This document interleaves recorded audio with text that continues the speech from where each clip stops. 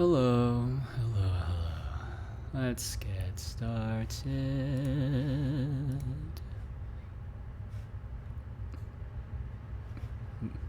Somewhat less energetic today. I'm tired. I want to go back to sleep. Here I am, forcing myself to work. Today is Tuesday, right? Yeah. Man, I don't want to work. I don't want to work on anything. But so it goes, Let's close this just so you can't see it. I'll open up here. Oh baby, it's VS Code. I know how to do things other than just GD script. Okay. Here we are. Just changing some things on my side. What was I doing? What was I doing? This is the Hugo rewrite for the website.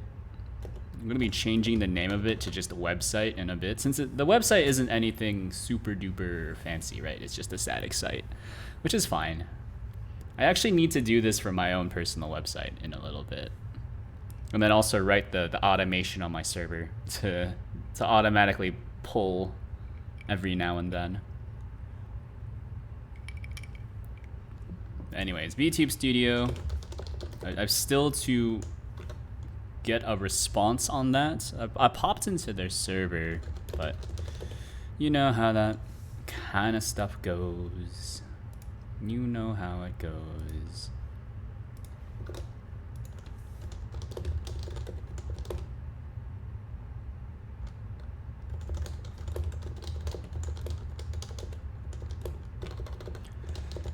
Oh, that's not it. Get status.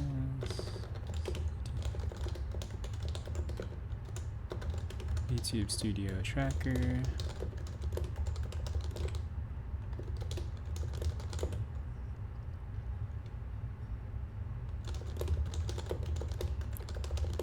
And then we'll just maybe just do a cheeky fix up like this. So we'll squash the commit. Just pretend like this never happened. Oh, hello Nero. Hello Nero, how are you?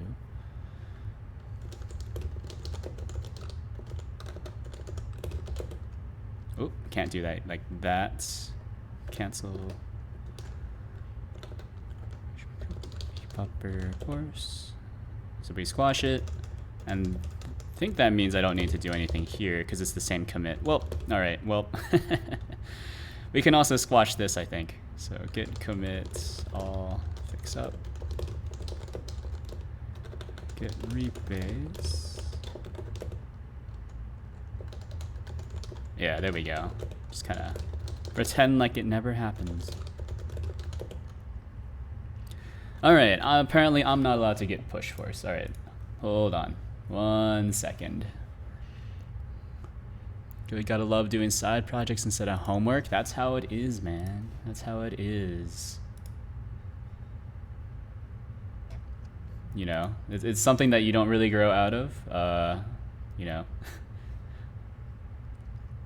Sometimes I'll be working on side projects instead of doing my regular work. Which is not good. Don't do that. It's not good for your career. But of course, no one's called me out on it so far, so who cares? There's a lot of things I can get around. Oh, you've answered. Change file of the room. Don't know. Took 40 minutes to fix your push issue. I'm unsure. What I do know is that once you... But I guess what I was waiting for was like a confirmation, like this looks good, and then I would replace master with the refactor because they're not mutually compatible.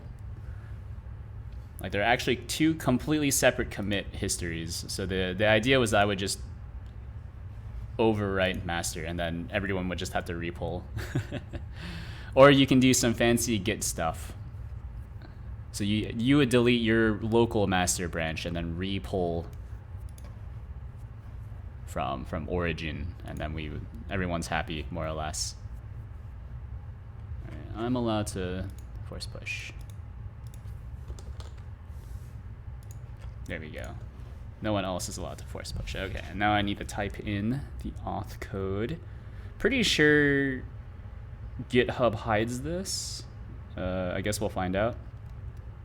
Nope, GitHub does not hide this. Let's just do this up here then.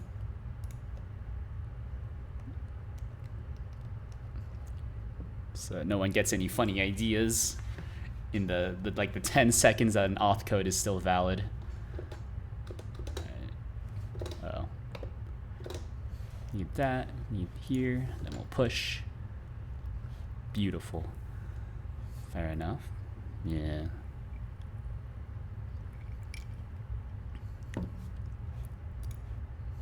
Anyways, that's good.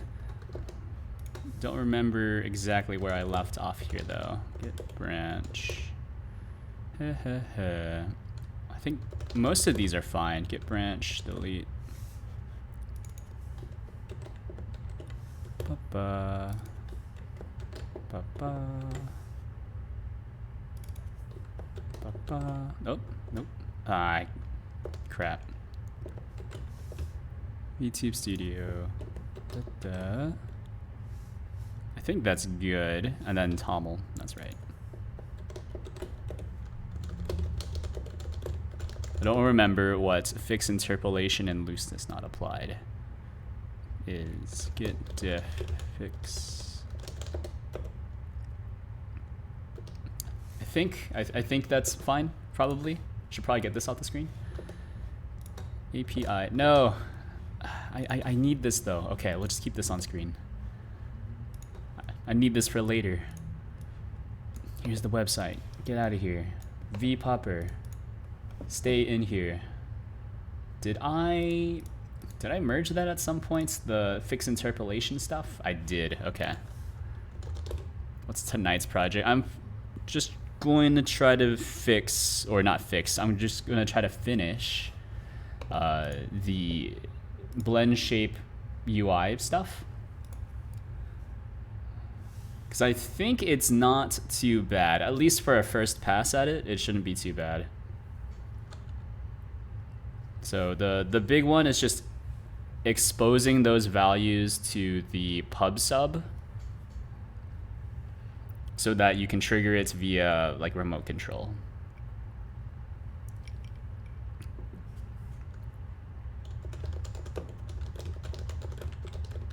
Fix interpolation. There we go. First pass, you mean final version? Yeah, yeah. I mean, it's the same thing, really. But hello, Callie and or Demiriel. How are you? Git status, git branch, git check out, show blend shapes, git paste master. Okay. Okay. Resources here. Where is it? It's in VTube Studio Tracker. Eh?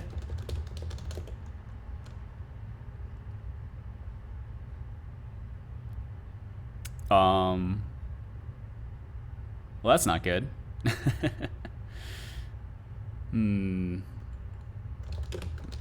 I've never really had to rebase one of these.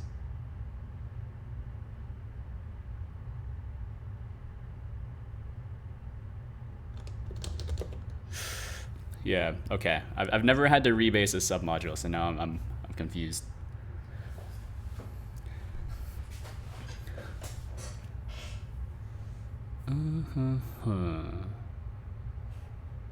Because this is more or less correct, I think.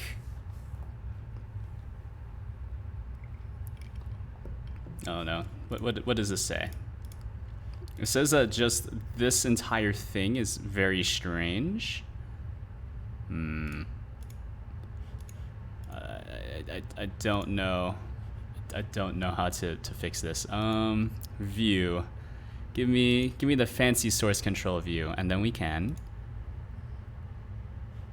Okay, so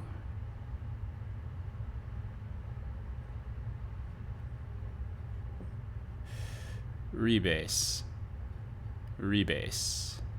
commit, rebase, merge changes, no. Rebase. What do I do here? Like I understand what I'm doing at a high level. I just don't know how to fix it because it's pointing at a different, like, it's just the commit index is different, or the hash is different, not the commit index, it's the hash that's different, which is causing Git to kind of freak out when I'm rebasing.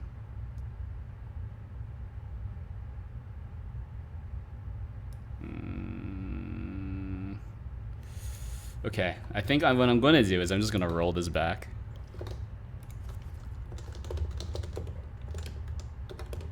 Or maybe I can just do a git pull and just hope it's good enough. We're already up to date. Maybe that was good enough. Ah, jeez. Oh, God. Oh, God. Shouldn't make anything different if you rebase. Oh, hello, knock. Hello, knock. How are you? Shouldn't make anything different. Well, it shouldn't, but I did squash some commits in the submodule, and now I'm very confused. I've never run into this problem before. Maybe I should Google it. That would be a good first step. Why am I trying to figure this out myself? And so we have the wonders of Google. Git rebase submodule conflict. Yes. I don't understand how to fix this. Git super project, sure. Git reset the submodules. Yes. Maybe. Folder with reset the submodule to the version that was last committed in the current branch. Git status. Oh geez, it's not CD status, it's git status. Go to vtube studio tracker. Git resets head. All caps, we're yelling it. From this point, you'll have a conflict-free version of your submodule, which you can then update to the latest version of the submodule's repository.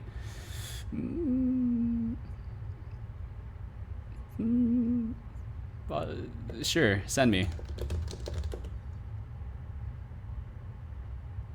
Wait, yes, this is right, right?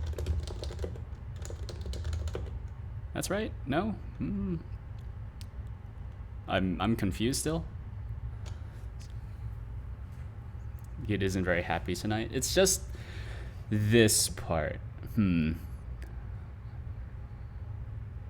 It's because it's I squashed commits. I probably shouldn't have done that. Commit squashing is good in some cases. Should really only ever be done on a branch unless you are doing something weird. So I've broken a few rules already this stream. Because I've squashed to master on both the main repo and the submodule. You squashed on main? I did.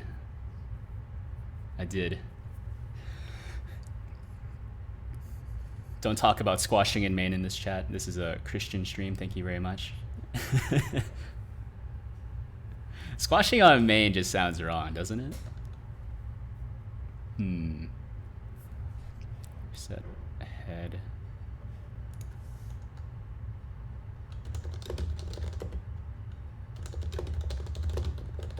Wait, git submodule. Ooh, no. That doesn't look right. Git status, git reset head B2 studio tracker. Git status, git commit, question mark? I'm confused.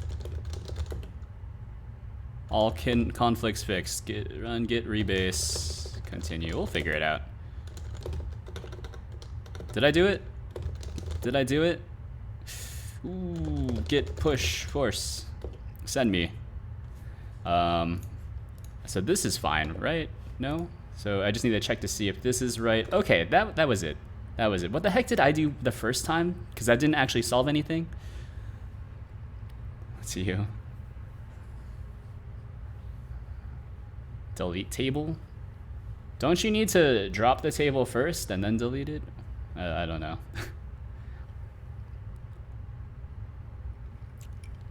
Like to you. Hey.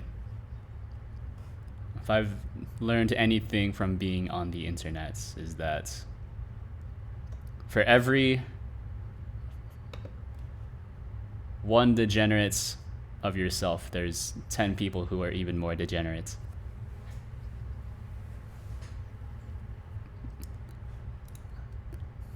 The depths of humanity's depravity knows no bounds.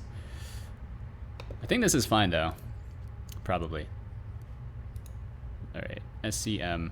Alright, I don't want to see SCM. That's fine.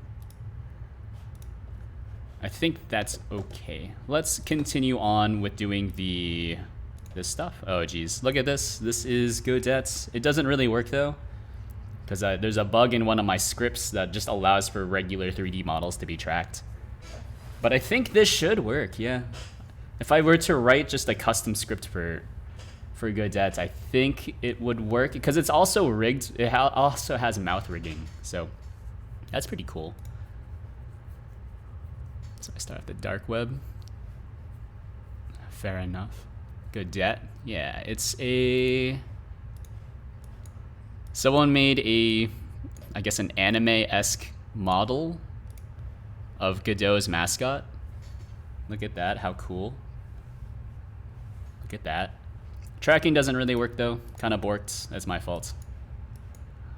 I think I know what to do though. Oh, actually, no, it works. Look at that. Hold on, so we do this. It's not saving my IP address, which is unfortunate, but I can turn on meow face tracking. Just hit it with a 192.168.88.229 for meow face. Yeah. So I guess at the very basics, you get head tracking, which is cool, I guess. As long as you type in all the correct bones. And you can kind of see here that it's just error spamming the console, and then it causes it to crash. Yeah. Oh, you know what? I think I know why. This is the first time I've actually gotten an error print though, so that's cool. At least I think that's it, right? Because I was doing this, yeah, parse dictionary, tracking data key, tracking data. Oh, wait a minute. No, that's fine, I think. Yeah, no, wait.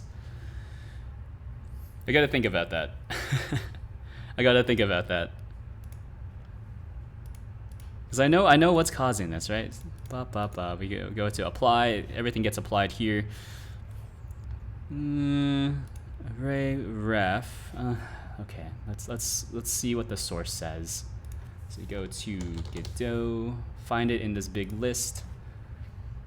Go to 3.5. Yeah, I think for just regular or random 3D models like that, it's going to be a little tough to get, nice things like eye tracking or mouth tracking. without writing a little bit of custom scripting. So I've got some ideas in my head for how to wire those up. I say wire those up as if I was talking about a visual scripting language. That's absolutely not. It's probably just gonna be a few basically macros, right? So you type in a few function looking things, and then I kind of compile that into like real GD script, for lack of a better term. So this is array C++. At 55. Oh, this is really early. should really not happen either. Okay, cool. You know what? That's unfortunate. Hate to see that. I think that means that we leak some memory, right? That's what that looks like to me.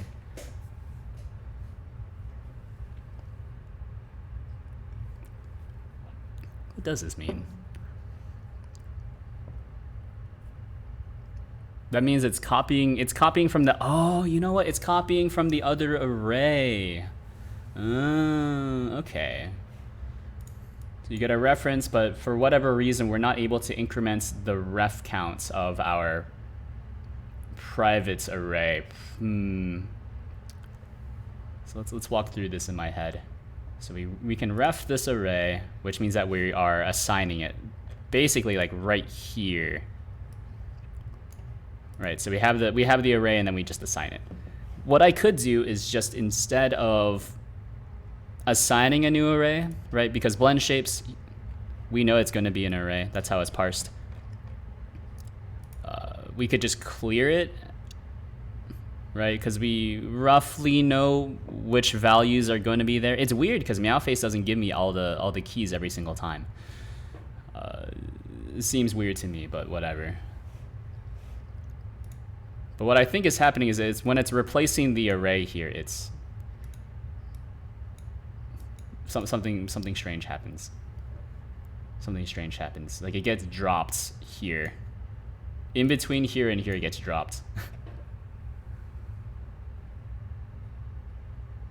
Yeah.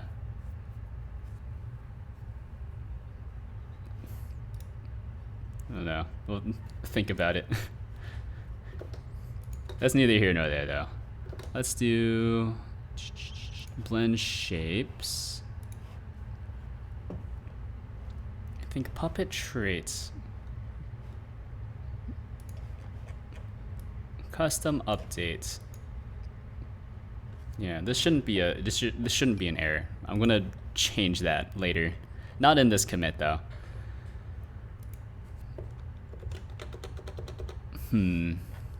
For this, blend shapes. Oh, you know what? To even see any of this, I need to be loading in a real model, huh? We can load in Godot. Godot has no blend shapes? Oh, because Godot is not a... It's not a VRM model, so I'm not doing any blend... Well, actually, no. I am still doing blend shape introspection, though, right? I'm still... Well, not introspecting, right? I'm figuring out, yeah. I look for all the blend shapes, unless Godot is not structured in the same way. Or are there no blend shapes to begin with? Oh no, Godot, yeah, that's weird. Oh man, that is weird. Godot doesn't have any blend shapes? But in Blender, I did see some blend shapes. So this is Blender. This one. Yeah. So I should get rid of the README, but I'm just gonna leave it up. Actually, how do you close something in Blender? Oh no. No. How do you close something in Blender? I've completely forgotten. Oh no, don't do it. Oh geez. Now I'm confused. Oh god. Wait. How do you close something in Blender again? How do I get rid of the window? Is it like this? No. Oh god. Isn't it? Oh no. How do you close a view in Blender? I know there's a trick to it. Blender close view. Don't remember. Yeah, that's one of the things. Like I know how to do it. I have to constantly learn and unlearn how to close things in Blender. Is it like this? No. Oh jeez. Oh, come on. All right. Close an area. Grab the tab that overlaps the area you want to keep. Like this. Okay, he's done it. And then grab this. He's kind of done it. Grab this. He's done it. It's hard to explain what it feels like, but it's starting to make sense again. Okay. And then, like, no, come on. Then, like, this. Then, like, this. And then, like, this. Okay. There's absolutely no way to tell. There's no way to express what that feels like, but that makes a lot of sense. Not a Blender person was to count. He's the Blender guy. Yeah. It's okay. We've figured it out. Somehow. Anyways. Now I'm lost again. Now I'm all sorts of twisted up. Where are blend shapes again? Bendy bones? No. Blend shapes. Oh no, I could have sworn. I could have sworn that there were blend shapes here. So if I go into pose mode. Yeah. Wait, no. Yeah, see, like there are blend shapes here. It's just not. Is this not? How do I apply these? Apply pose. Apply pose. Hey. Or do I need to be selecting everything? How did I get that again? Oh geez. I'm just clicking. I'm just clicking. Maybe this pose library thing isn't what I think it is. I don't really know. But see, I thought that these would be applied. Like it's one of those things where I kind of understand what I'm doing, I kind of don't. Oh geez. Cannot change pose when rest position is enabled. Eh? Oh, that's right. So does this mean this works? No? Eh? I'm confused still. I know how to do this. Look at that. The only thing I know how to do in Blender is manipulate objects up and down. It does have really nice IK. I'll say that. Look at that. And you can kind of break your hand.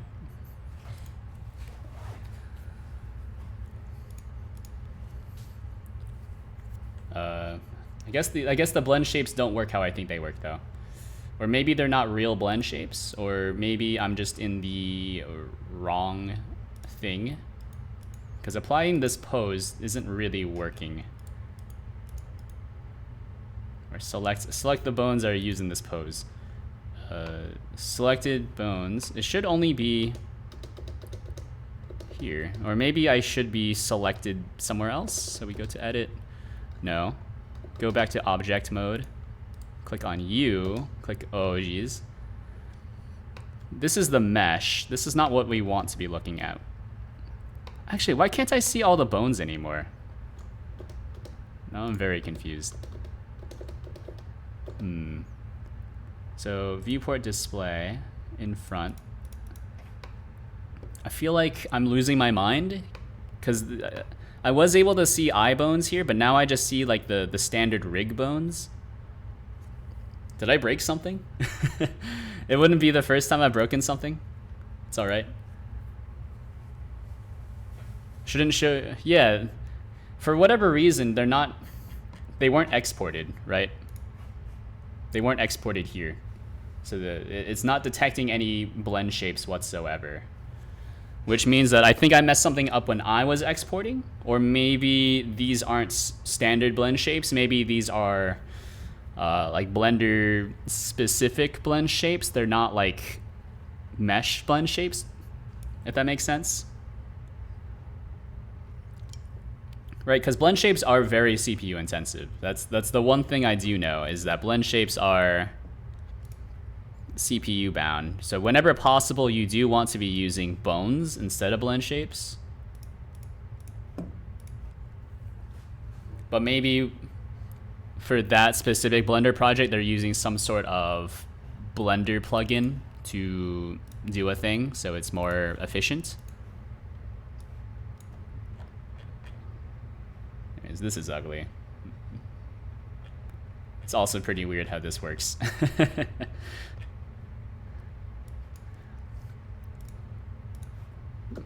All right, but that's pretty much it. That's the first pass. I think I'm going to try to get this done, at least implemented. Let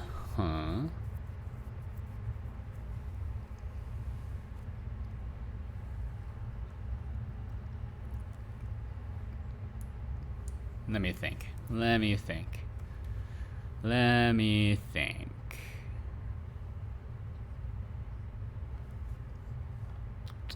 How would I do this? There's a few things I need to do. One is I need to have these slider things ignore scroll inputs.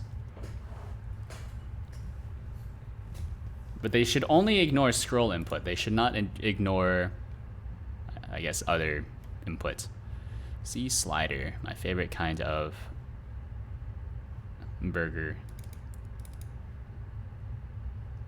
And I remember, so like this is a random memory that lives rent-free in my mind. But whenever I think about like crystals, I'm always reminded of the time that when I was starting my first year of university, my roommate's parents like took us out to get something to eat, and they're like, "You guys just want to get like a bunch of crystals?" And I was like, I guess, sure, why not, sir? Like, you're the adult here. I'll just listen to whatever you're talking about. And so we were sitting there for like 30 minutes because they ordered like 100 sliders. It was crazy because the car was packed for whatever reason. And they're like, dig in. And then so like I ate 4 and I was like, I'm full. And then like my roommate ate like 1 and was like, I'm full. So he was just sitting he was just sitting there with us like, man, what am I gonna do with like the rest of these sliders? Why did I buy 100 sliders? Why did we wait so long for all these like completely garbage burgers? And to this day, I just always am reminded of that. And also, ever since that day, I've developed a taste for really bad patties on a Hawaiian roll, essentially. Right? Because did you know like crystals and White Castle, not White Castles, basically like bite sizes, so you can eat the entire thing in 2 bites. Did you know that those aren't actually cooked on well, they are cooked, but they're not, like, they're steamed cooked. They're not cooked on a griddle. Did you know that? So they steam them over a bed of onions, and then that's how they're cooked. It's crazy. Yeah. But I always kind of wonder, what did he do with the rest of those crystals? Did he just throw them away? Like, there were like 6 of us there. Everyone only ate like the normal amounts. Or did he like, I guess I have all these leftovers, better take them home with me.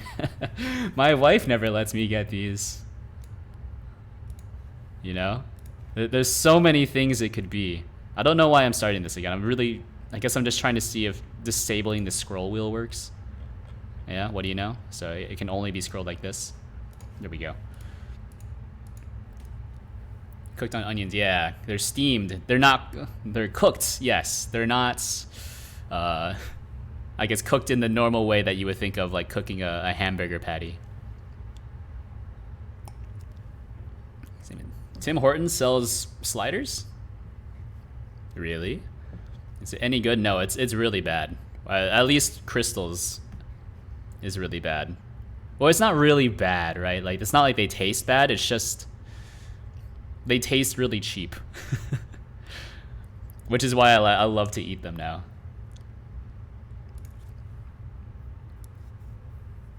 For a very short time they did. Yeah.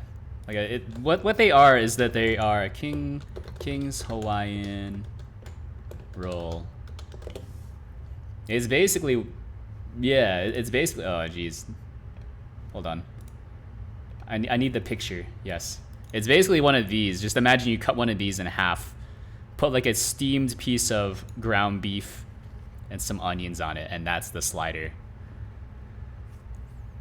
The Beyond Burger. Beyond Burgers are pretty good.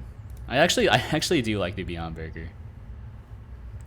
Cooking them at home though is kind of weird, because they don't really grill very well, and they leave some sort of weird sugary residue at the bottom of the pan. But I mean, you know, it's one of those things where I think if you do it well, if you cook it well, I would not be able to tell. I would just be like, this kind of tastes like a day-old patty, right? Still tastes fine though. The texture is a little off. That's fast food, like Macca's for the same reason. McDonald's. I forgot. Aussies call McDonald's Macca's. Macca's.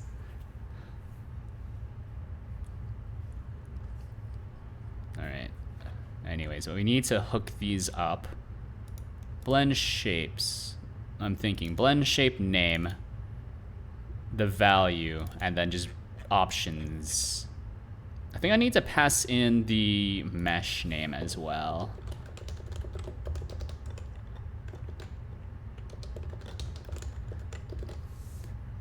Greasy as fast food is, I can't eat American fast food, tastes like chemicals. Well, you know what they say. I'm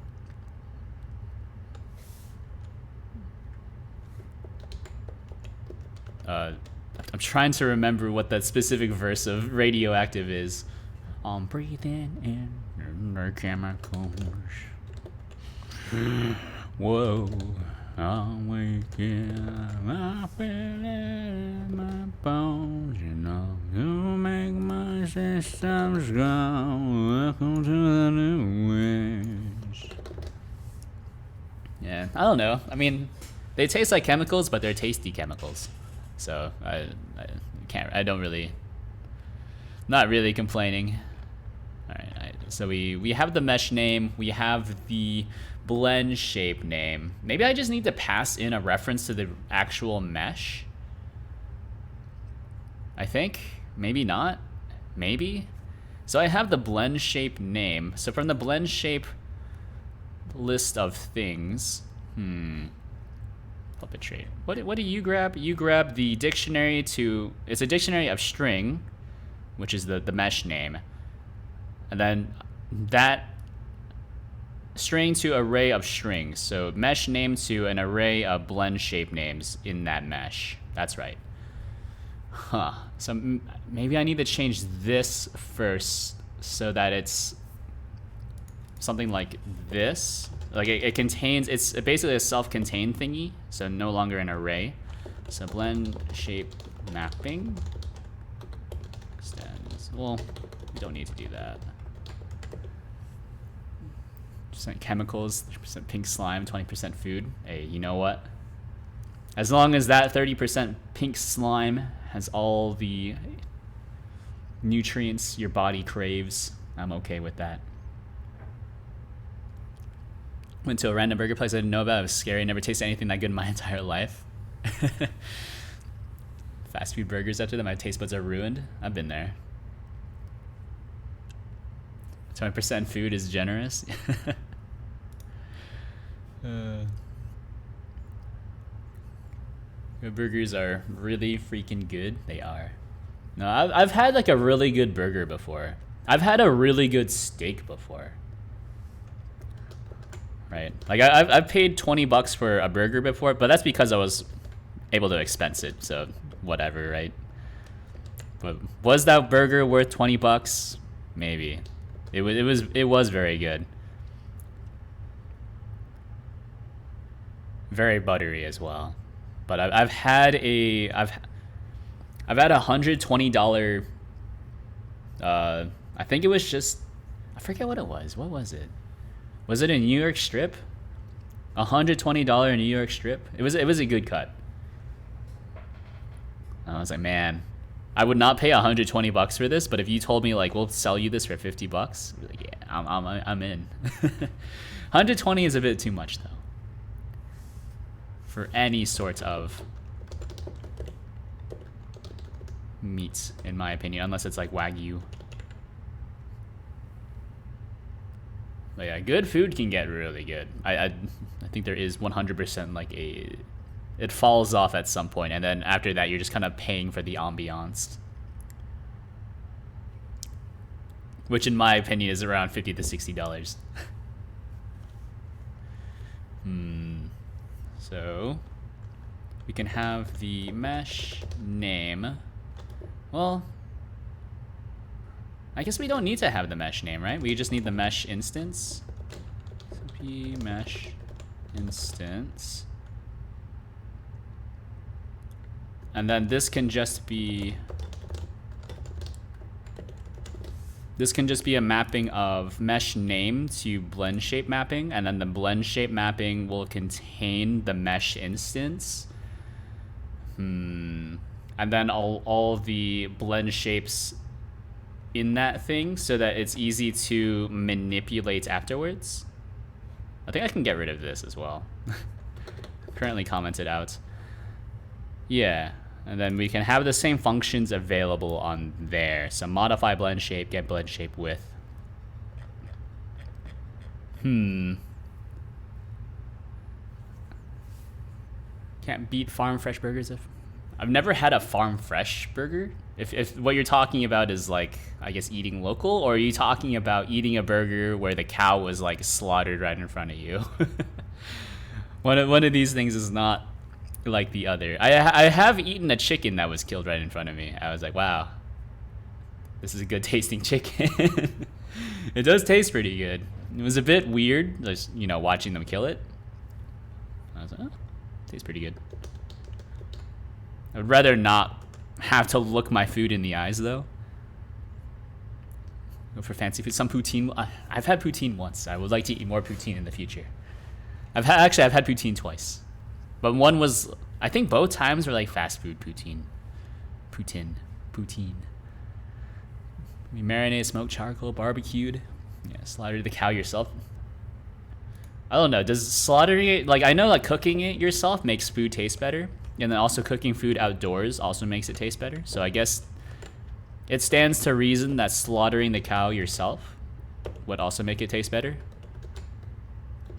Anyways, that's how I became a serial killer. Hello, it's me, the Zodiac Killer. Actually, which serial killers were cannibals? I know that there's one who was in Alaska, was it, who turned people into sausages, or was that not Alaska? I don't remember. It's like fishing. I've never cooked anything I've caught when I was fishing. It was always catch and release. Hannibal Lecter? Yeah, I suppose. But Hannibal Lecter's not real. Hannibal Lecter's not real.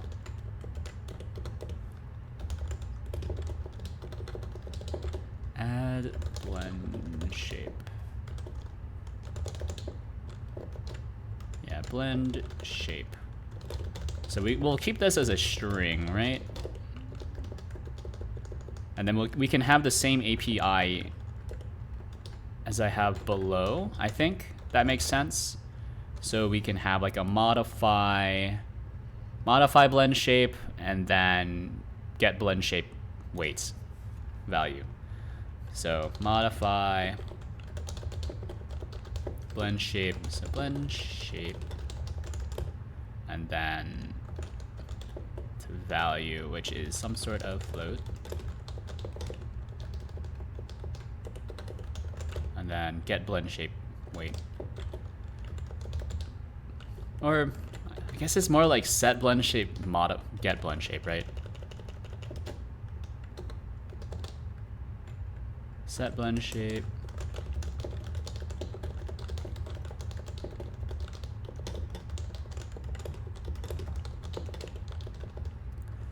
Tapping out of this conversation. That's fair enough. Fair enough. It's one of those things that makes me wonder though, right?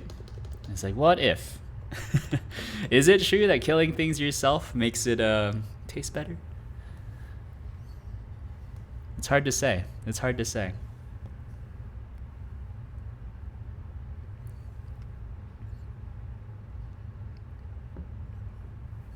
Like I can tell you for almost certain that cooking things yourself makes it taste better, up to a point. You know, I'm not going to compete with a Michelin-starred chef. That's just ridiculous.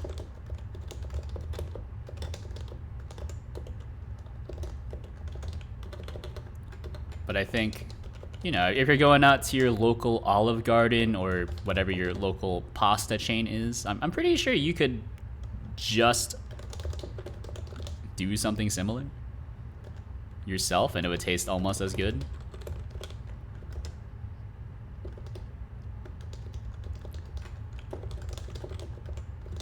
Perhaps. I don't know. Maybe I'm the crazy one here, but I think I could do something pretty similar. You know, $10, I can make something that tastes like it's $10. Anything more than that, I don't know. We gotta talk about it. Like, I have made some roasted chicken that was pretty good before. I mean, I did take some tips from like a cookbook. Not a cookbook, one of those food websites that was like, you need to score the chicken breast, or not the chicken breast, you need to score the entire chicken and then just let it sit in your refrigerator for like at least overnight. So I did it, and let me tell you, it totally works. It dries it out so it fries better, or not fries, it bakes better. But emotional attachment, yes. This is why I also have I had 3 children, no longer. Remember when eating babies was a funny internet joke? From what I've heard of Olive Garden, even a child can do better. Olive Garden's okay.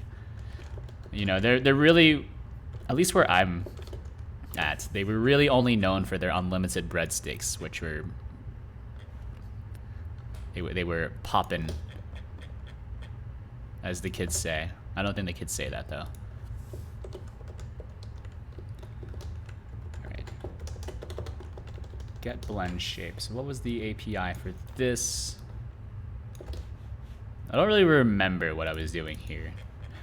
Oh no, this is used in VRM. Oh, this is used in VRM. That's fine.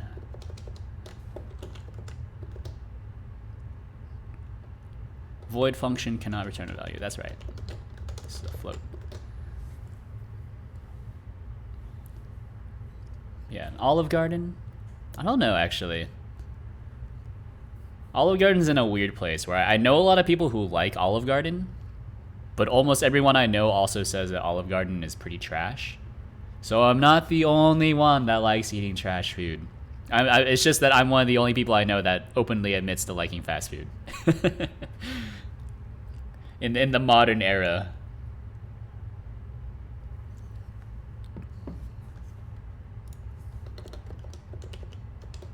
It's also one of the only reasons why I even bother to work out, is that, like, if I didn't like trash food, I would probably just eat really healthily, because I don't really mind eating rice and beans every day. Right, and then, like, on that kind of diet, your calorie intake is usually pretty low. But when you're eating fast food, you know, that's a lot of processed nutrients that are hard to just naturally burn. Lots of saturated fats. So you gotta work out. The modern era, yeah, you know. I think it used to be like, you know, lots of advertising used to be more like, hey, you know, here's a hungry man meal, you know, just a TV dinner. How convenient is that? You just pop it in the microwave and watch it go.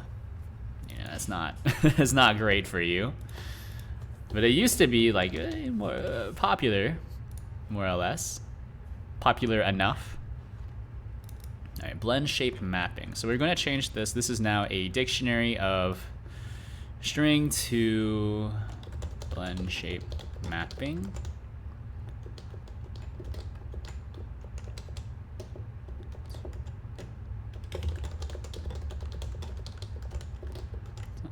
Honestly, sometimes I prefer eating cheap cup noodles over fancy stuff. I've been there. Especially when you have like some eggs, maybe some leftover pre-cooked meats. You can really make it really fancy. That's the good stuff. Just bought a wok today, upgraded my ability to make noodle and rice bowls. Nice. Nice. Is it one of those woks that doesn't even have a wooden handle? It's just it's all metal, so you have to wrap some rags around it so you don't burn yourself when you're cooking.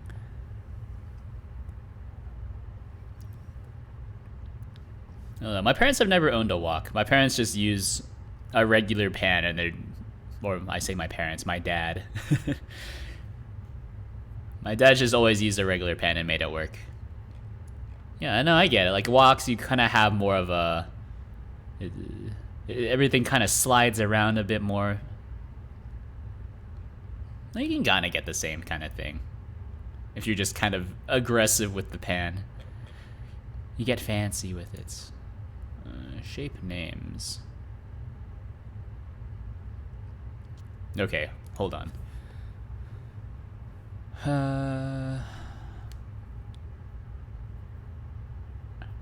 You gotta think. So I need to restructure how I'm storing the blend shapes. Right? Because clearly whatever I'm doing here isn't working out. Where am I using this? I'm using this in Puppet Traits in no places. Wasn't I doing this? Wasn't I using this somewhere else? No? Is this the only place I'm using it? Is blend shapes? But I didn't write this thing for... I didn't write this specifically for my blend shape implementation. Didn't I use this for something else? Or no? Did I write it just to debug like VTube Studio and Meowface? I'm now starting to doubt what whatever I wrote. I wrote this last week, more or less. Now I don't even remember why I wrote it. It's a northern wok instead of a Cantonese wok. What's the difference between a northern Chinese wok and a Cantonese wok? I thought they were roughly the same thing. Northern versus Cantonese, not chow mein, wok. Oh, okay. A northern wok has the handle. A Cantonese wok is just essentially a big bowl.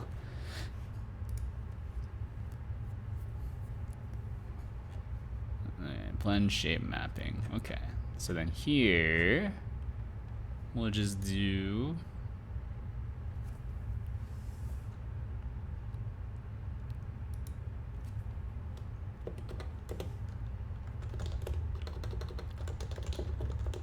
mappings child.name is equal to blend shape mapping new, and then we need the mesh instance. There we go.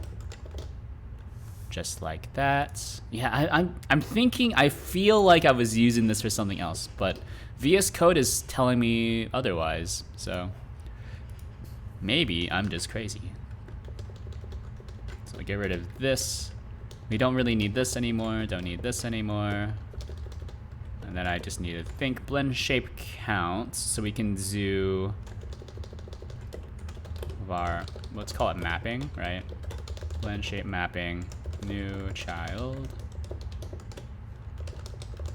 That's the mapping there. Mapping, add blend shape, I. Something like that. Stream in 144p. That's like the early 2000s era of YouTube.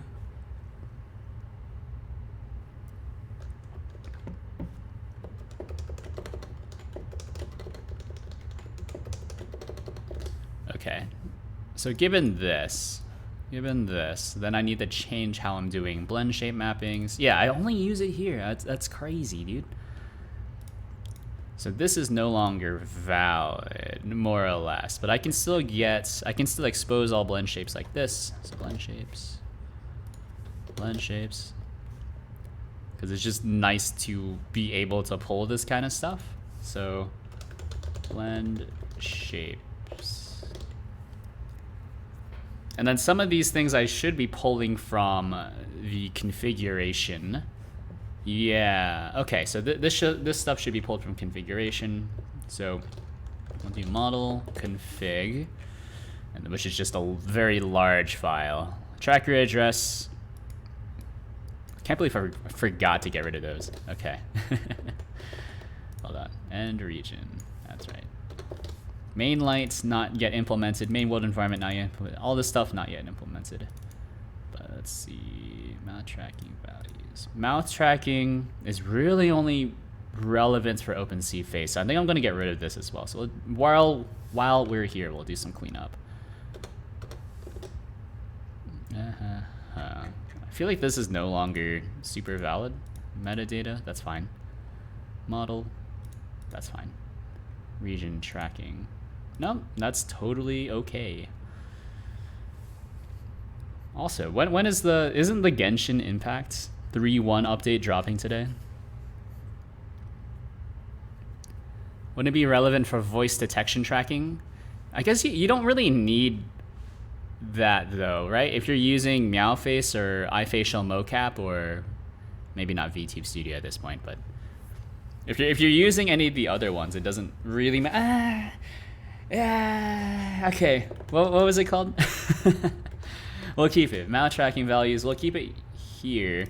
I'm still not super convinced about my implementation of this. I thought it was pretty good. It was smart enough. Right, because the idea for this stuff, just opening up Paint again, is you have several configurable breakpoints. So it's going to look like a tic-tac-toe board. Right, so these are the configurable values. You configure this point, this point, this point, and this point.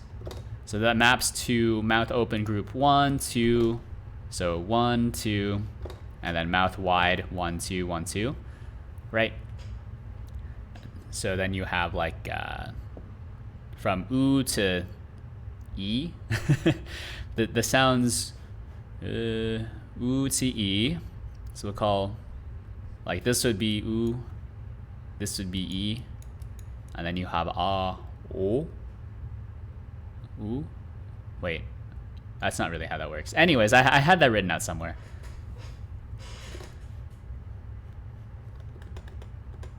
Maybe this was ooh? I don't know. That's what those are for. I think the reason why I'm putting it back is 1, OpenCFace does need it, and 2, MediaPipe will also need this whenever I get around to doing MediaPipe.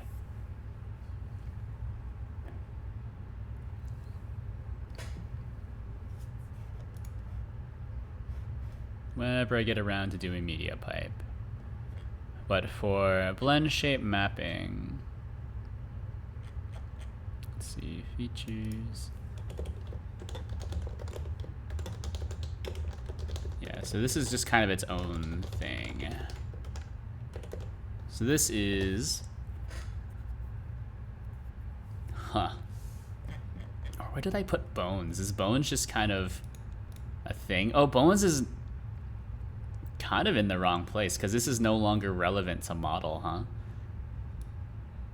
Yeah, this is more bones, or these are bones. Most of these, that's one of the problems when you label things like this, is that they're now out of date. So these used to be model specific values, but now these should actually be region bones. So comments will compile no matter what, unfortunately. Bones to interpolate, bone interpolation rates. Yeah, you know what? All of these are like bone values, like that. There's only 2 model values here, which is the model transform and the model parent transform.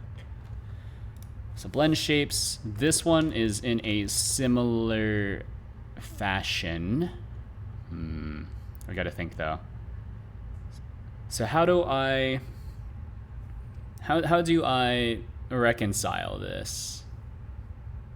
How do I reconcile this? right? Because these come to me as an array, but then I don't create an explicit mapping for every single one. I just kind of rely on whatever's implementing it to know which blend shape to manipulate, which isn't great. Maybe I should create a little data structure inside of that to map one-to-one. Or maybe this shouldn't even be a dictionary. Maybe this should be like just a blend shape mapping, like its own little class. And then, all right, hold on. I'm coming up with things on the fly. Because every mesh is not guaranteed to have blend shapes. But in Godot, you do need to refer to blend shapes, or you do need to modify blend shapes like this, aka like string values, which is weird. And then we can only get blend shapes by doing this, where we loop through every single blend shape. Oh, and this is wrong as well.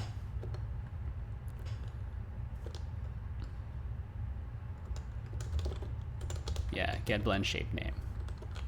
So this is child get blend shape name.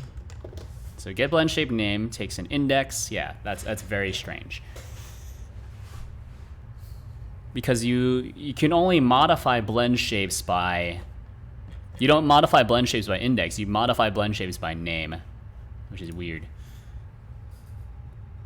So if we're always modifying it by name, not by index, there's no need to map from index to name. And I also am not sure if that's guaranteed to be correct. Like in the I don't know if the order that the blend shapes are parsed in is deterministic. You would think they are, but I'm not sure actually. So I think it would be better to do it by string name, which means if we're doing it by string name, I shouldn't be doing blend shapes like this. I should be doing blend shapes like key value pairs. So I store them twice, essentially, but it's just more accurate that way. Yes. Right? That makes sense? Yeah? No? Yes? Yes. All right. So get out of here. Blend shape mappings. Blend shape mappings. We'll call this blend shape mappings. All right. Wait. Hold on. Hold on. Thinking. We'll keep this there for now. Maybe. Thank you. Thank you. That was very helpful. Hello, Sir Dies a Lot. 7. How are you? I'm doing fine, and you? Doing fine, and you? Sorry. English is not my strong suit, apparently, even though it's my primary language. What a shame. Pretty good at the moment. How good do you think you'll be doing in about 5 minutes on? That's probably a better question. How long until you're not feeling pretty good? is that a little too real?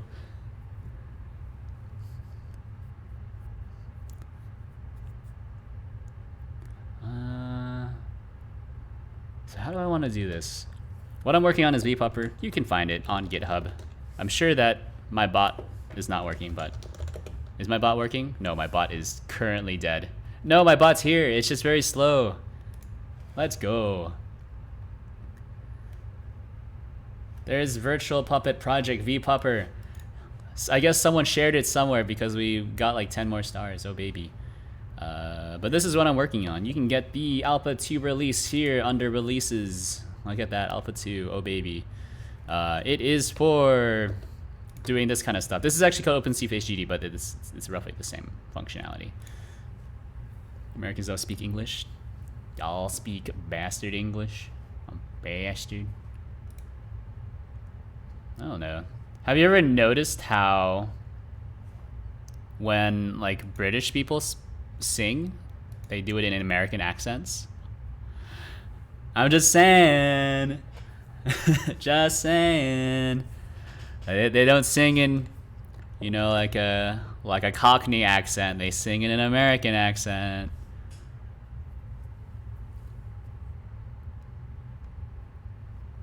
where American accent is more referring to. I feel like most people when they sing an American accent, it's actually an American neutral, right?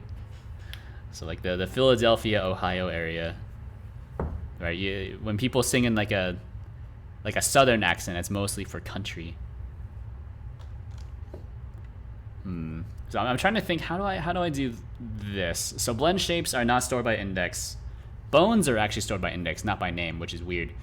Which is what I was kind of basing this implementation around, but I was thinking about it, right? It's that this doesn't make sense if blend shapes are always accessed by a string anyways. Moving to Godot is easier than I thought. Same workflow carries over. Carries over from where? Like Unity? I don't think the Unity workflow is subtly different. Subtly different. I feel like Godot's workflow makes more sense if you're just used to raw OOP. Right? Because everything in Godot is really an object. Or at least everything that you do in your scene tree is an object, right? Most of our stuff outside the engine anyways. Oh, same.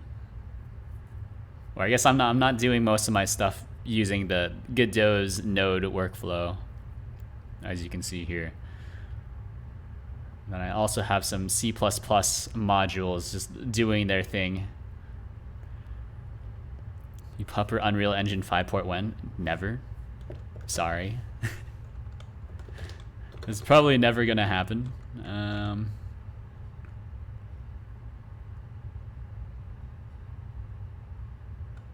So if we do this, so we can do,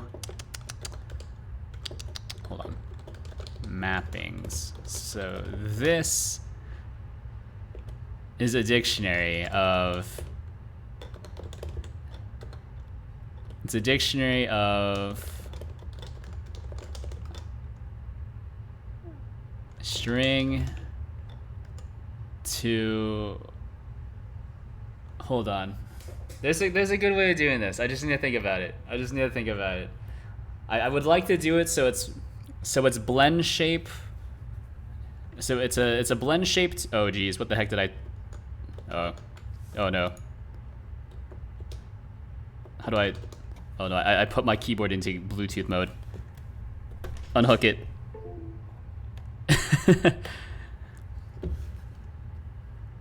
Okay, hold on. Do you like how the scripting works in Godot? Everything being an object makes organization a lot easier. That is pretty nice. It is pretty nice. Hold on. I need to figure out how to turn off.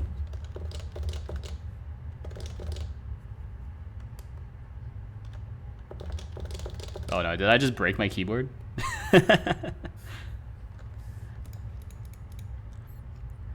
Yeah. Something that's kind of nice though about the scripting in Godot is that because everything is interpreted, it's pretty much Python. And then because it's pretty much Python, that means you can hot reload it and you can patch it, whatever. How do I turn on pairing mode? All right, I actually cannot type using my keyboard right now. Because I pressed a hidden button that you're not supposed to press. Maybe I should actually like unbind that. That might help me in the future because I don't ever use the Bluetooth functionality. I have a happy hacking keyboard. Pro 2. Type S. Layout. I've messed something up and I don't know how to get out. Help. I'm in Bluetooth mode and I can't get up. Calculating time complexity isn't that hard for a lot of algos since it's mostly all trees. Time complexity. Are we talking about like Big O? Is that what we're talking about? Gotta love Big O. All my homies love Big O notation. I'm a big fan of ON.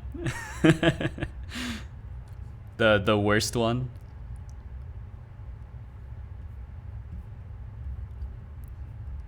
Time complexity I don't usually worry about too much. Mostly because that's not something that, I don't know, I really need to think about anyways. At least for my job, most of what we do is like on a time scale of like how long does it take, like how many hours does it take. It's less how many milliseconds is it gonna take, right? Because we do a lot of infrastructure. So your infrastructure, it's fine. It's actually a lot better if your infrastructure is, I guess, more thorough, right? At least for what I do.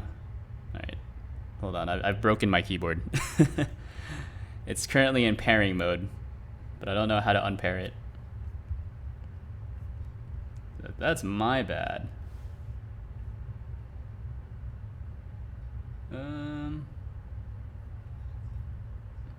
How do I turn off driver? Switching to the device.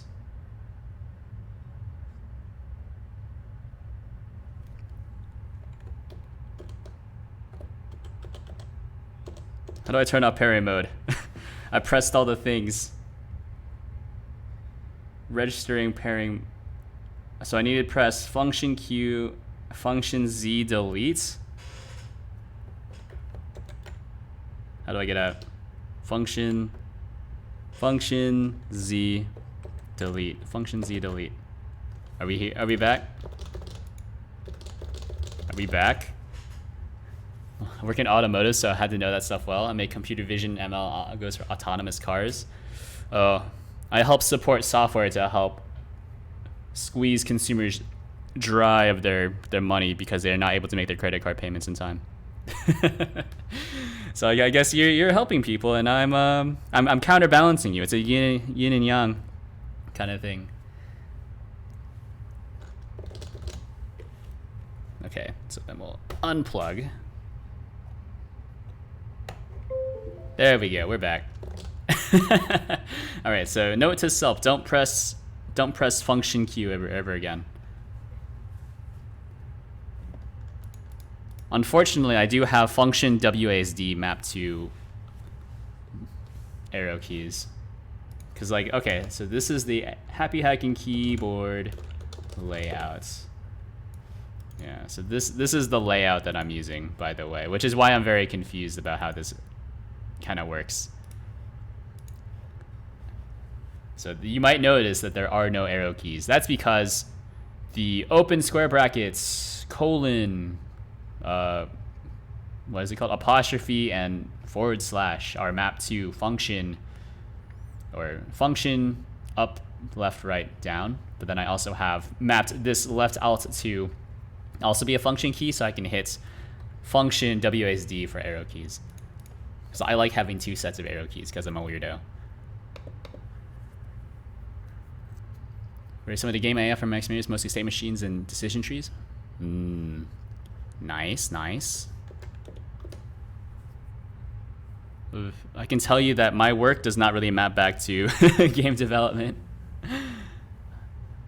Although it's weird, actually. Like all the people I know who used to be in game development they weren't like the game developers. They were all on the infrastructure side. So I guess I would be a good fit. Huge messy code, but it's real. And you're vibing on the side, building the website. Nice, nice. I guess this is how the website looks, by the way. Look at that. Recently just redid it in Hugo, so it's very bare bones, but it's also very professional.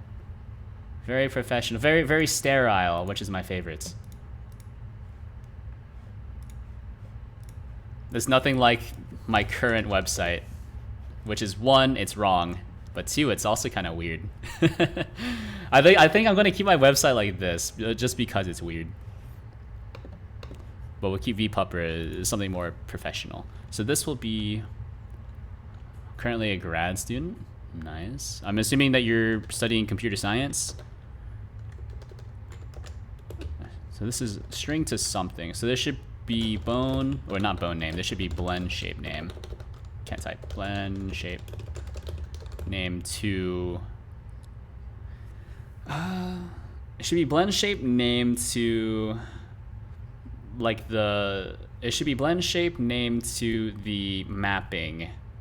Or maybe blend shape name to mesh instance plus the needs to be blend shape name to mesh instance and the value for the blend shape question mark. But then isn't this the same thing as the blend shape mapping?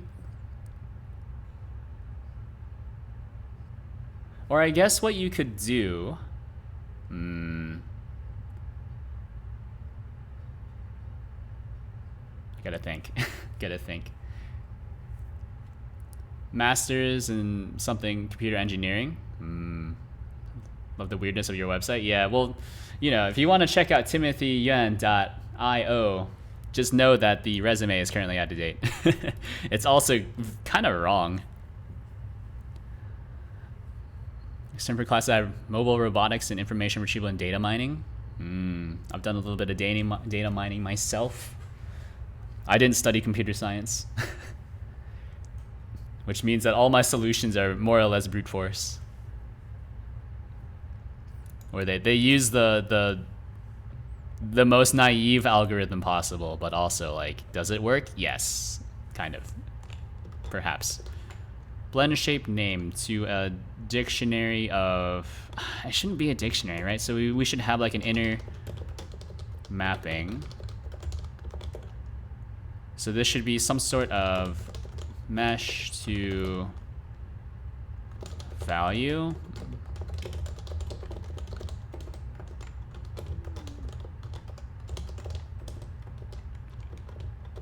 So this is a string and then this is a float. So I dislike it when these are primitives, so I should actually be doing it like this. Private website is way wrong.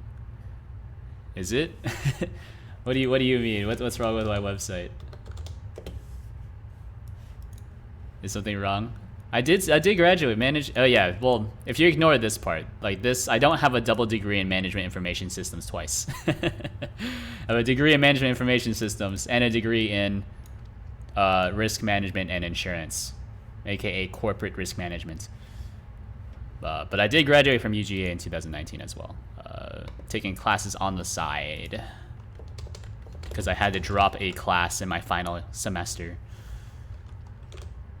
Because, wouldn't you know it, turns out advanced property insurance is very advanced, very hard. Term after that is stochastic modeling, or is stochastic? Isn't it stochastic with an I after the A, or before the A? Advanced deep learning. I did take a little deep learning class because I was, the only reason why I was even doing risk management, right, was because I wanted to do actuarial science, and then that was one of the electives that we could take. And then like the only thing I remember from that class before I dropped it was that you cannot do deep learning unless you are like, you're not doing real deep learning unless you're like a statistician, you know? So you know what, that makes sense.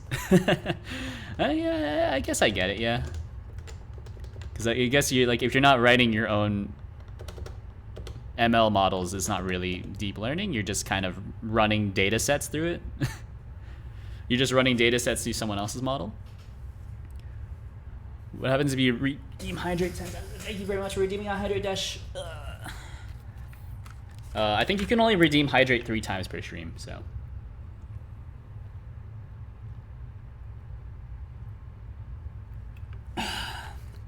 There's 300 mil. Gets the job done. Good enough for industry? Yeah, I am in industry. I do work as a software consultant. So mesh, this is blend shape name to mapping, which is also just contains the blend shape name. And then here we can expose add mapping. So this contains the mesh instance. I think I'm still trying to figure out how I want this to work. We need the blend shape name, or we just call it the blend shape, right? And then the initial value. Or maybe not. Maybe not. Hold on.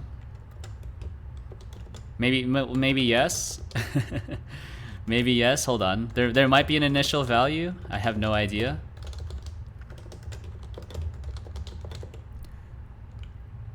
And then you know what? This will totally break though if you have a blend shape, if you have duplicate blend shapes across meshes, which is bad practice in my opinion. But I mean, you still get people who complain about it. Nothing. Timeout on hydrates. Yes. D2LAI, book of machine learning interests you? Not really, honestly. I think, like, if I want to get smart enough to talk about it, maybe, but I think my expertise is already, like, could I do it? Probably. I mean, I guess I am technically certified on most big open source technologies, right? Like, I've passed the equivalent of certified Kubernetes administrator, and then also certified Kubernetes like app developer. But that's mostly because I brute forced it, because my company paid for my exams, and then I proceeded to take those exams like many times. So, am I certified? Yes, technically. Am I qualified? Yes.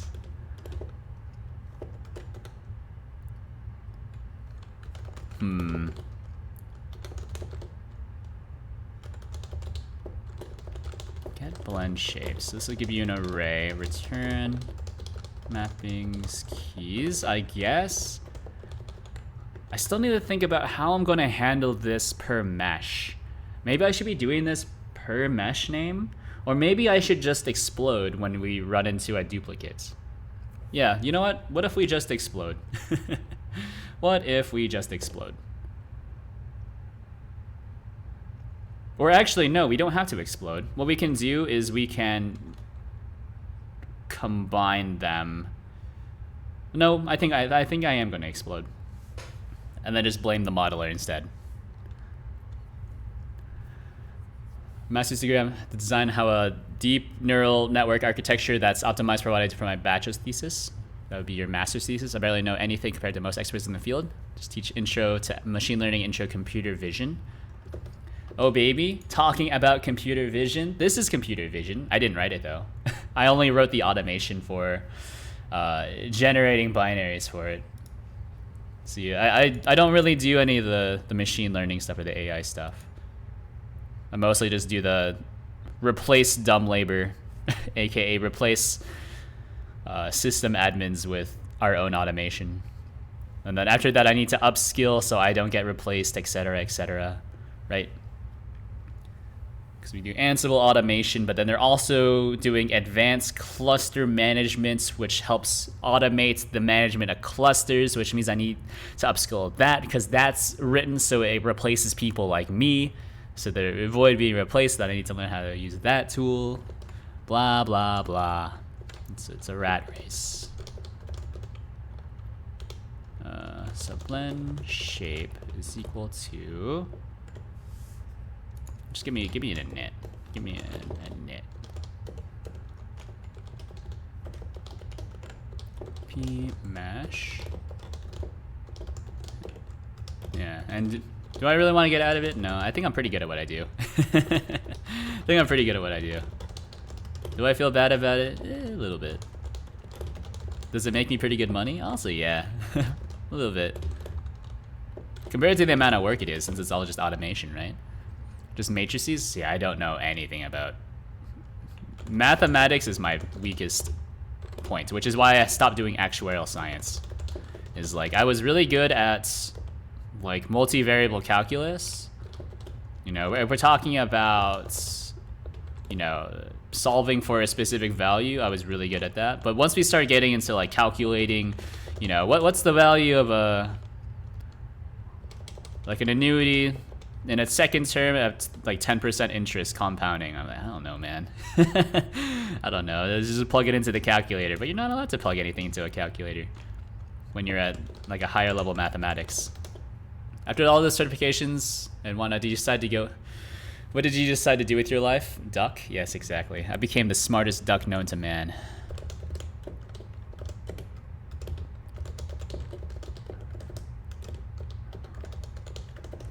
More or less. All right. So we have this. I guess we could do. Oh, we'll just let it. We'll just let it explode, I guess, and then we'll pull all of this stuff from wherever. If you have duplicate blend shapes, you know, we can do a duplicate blend shape check. Why not? So if blend shape in, yeah, because this is only done on startup, so whatever. Well, oh, we don't have logger. Just hit it with a print error just in case. Print error. Or I guess if we're doing it like this, I don't need to encapsulate it in another class. What am I doing? And then I get the benefit of being able to use the logger. What am I doing? Mocap software for my indie studio that only requires a camera. Oh baby. It's been done before, but it's good to have an in-house program. It's true. It's true. OpenSea Face is a webcam only mocap thingy. I guess it's not as impressive when I'm just using this model. It's a bit more impressive when I show off this model. GNU Octave? What's GNU Octave? Hold on, just gotta fix my head. Like one of these. Wow. What is GNU Octave? For scientific computing, I'm still not sure.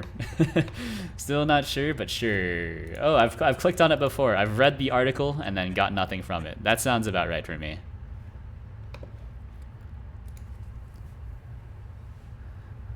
Yeah.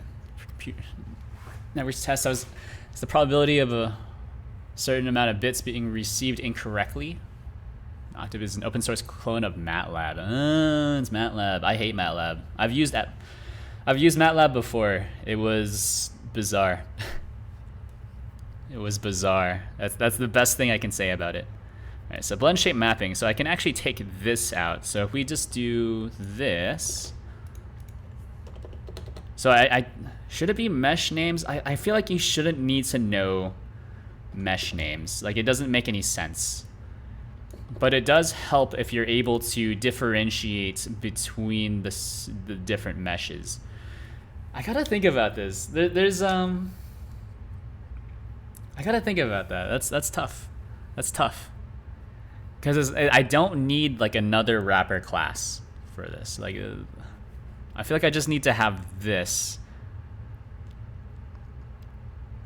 and then like another little thing around it to access all the data inside.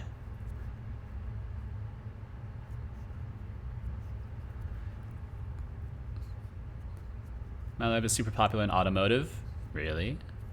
Is MATLAB fast? I thought, like, I know Fortran is fast, because Fortran is made to work off of is made for array math or something like that, or vector math. Array math, or is it vector math? I don't remember. But it's like super optimized, right? Because you can batch calculations somewhat, something like that. Matrix Laboratory. Oh, is that what it stands for? It's not Math Lab, and they just like renamed it so it didn't sound like Meth Lab. You know. Matrix Laboratory, I suppose that makes sense. I thought it was more of a PR thing, but now that you say Matrix Laboratory, that does also make sense. Alright, so we'll get rid of this. We'll also get rid of this, and then we'll just write, well, we'll keep this around. I think add mapping, that's good. Get blend shapes, also good. This needs to be a dictionary of dictionaries. No, a dictionary of strings to dictionaries, and then those dictionaries contain blend shape to mapping. Yes. So something like, it's a dictionary of string to mapping. Yes. So dictionary of mesh names to string of blend shapes to mappings. Yeah, blend shape mapping. Blend shape mapping, like that. I'll get rid of this. So we're gonna have a few errors, that's fine. Fix this. Just comment this out, I'm very confused. Vector and matrix calculations.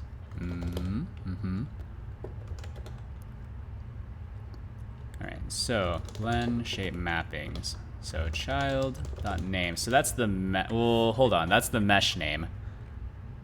Yes. Yes, and then we pass the mesh into it. Yeah. Okay.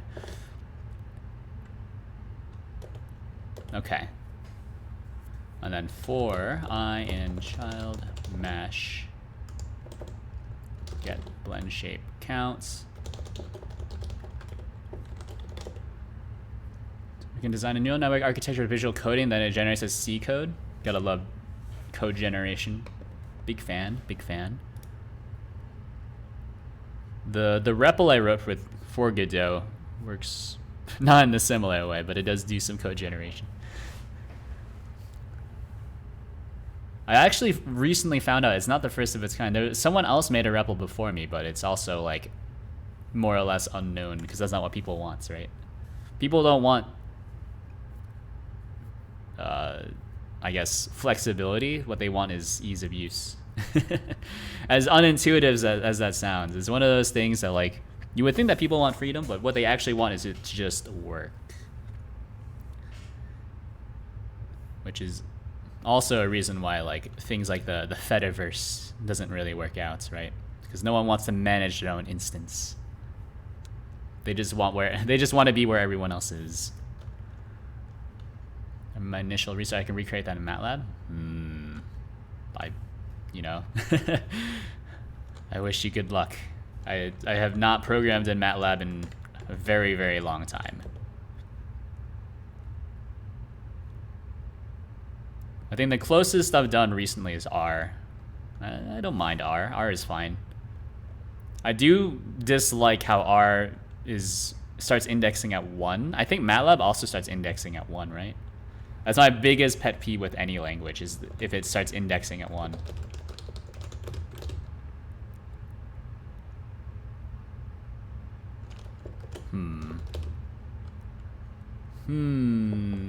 What was in mappings? It was mesh instance, the blend shape, and the initial value. Okay, so we can get the blend shape name just like that. So child get blend shape name. It's fine if it's a bit slow. We have the mesh already, and then we can do mesh get. How? Okay, bring me back. Bring me back. How was I doing this before?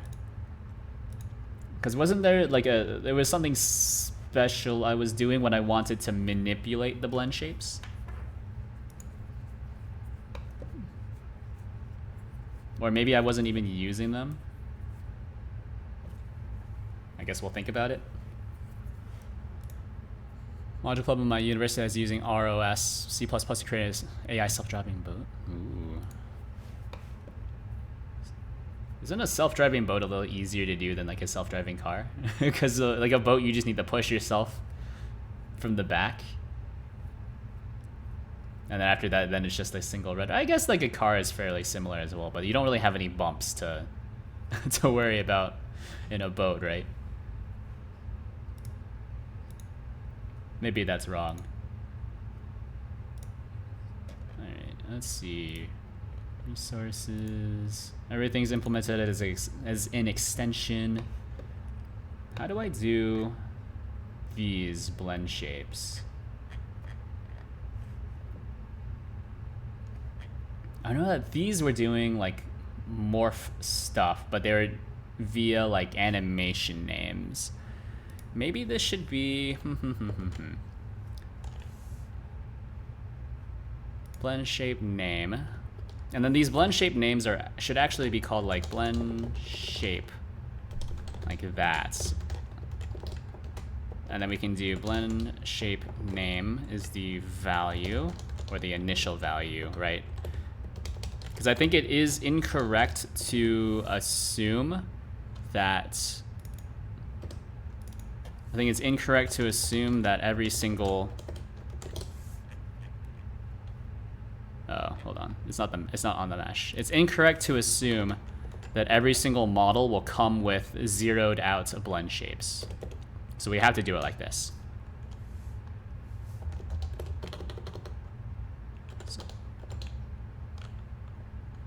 So blend shape, or we can do it like this as well. Mappings, this, and then we can set it afterwards, right? Like so. Okay, then here, mappings, blend shape name is equal to blend shape mapping. So it's the mesh instance, child dot, or it's the child. Because we check to see if it's a mesh instance first.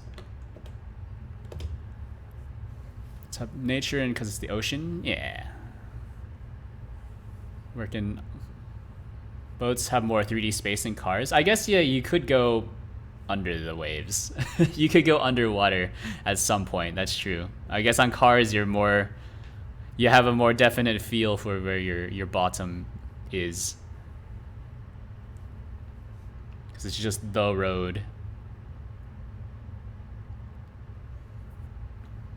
So, let's see, it's the blend shape name and then value. There we go.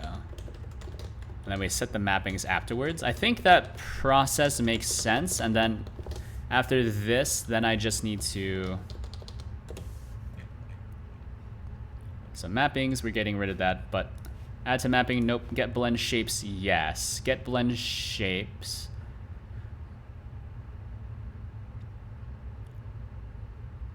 Okay, so we can do private functions, no.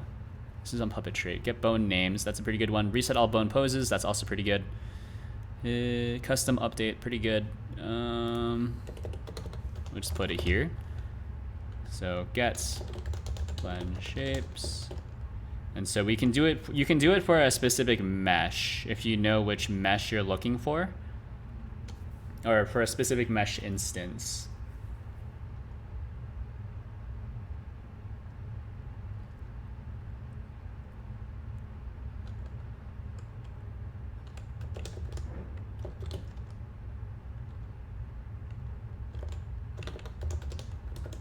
Mesh instance name, something like that, string.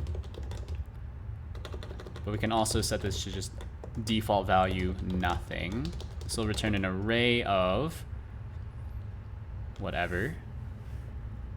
Or maybe, shouldn't this be, it shouldn't be mesh name, it should be like a mesh instance. Because those are hashable. I always forget, this is not Python, so you can just use arbitrary values for keys in Godot, which is kind of weird, because it implies that everything in Godot is hashable.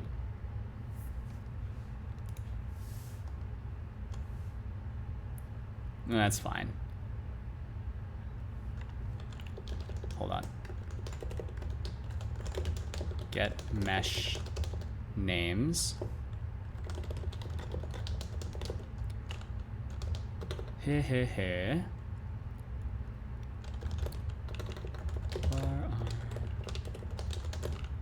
return R afterwards, and we'll do a little check. So if skeleton is null, let's return R. Otherwise, for I or for child in skeleton, get children. If child. If not child is mesh instance, then we'll continue. That's not how you spell continue. Otherwise, append child.name. It's not really mesh names, right? It's mesh instance names, but they're referred to the same thing. And then here,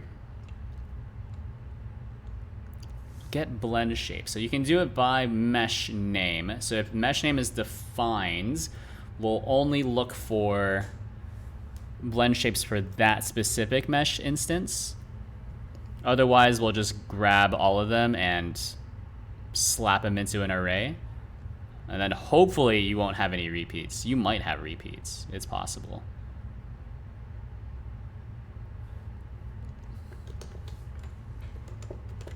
But I keep trying to solve for a problem that might not exist, right? That's my problem here. That's my problem. Is that I keep wondering, what if you have what if your face, what if the face value, and then like, because I'm pretty sure on this model, the face is actually, or the head actually, is a different mesh from the body. So if you, I don't know, like if there was like, I don't even know why you would have like a blink on the body. Maybe you have like an eye on your shoulder or something. You're like some sort of eldritch horror.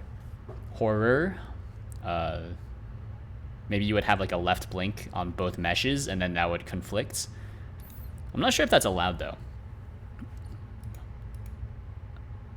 I can't stop thinking about it. What if there is a name conflict?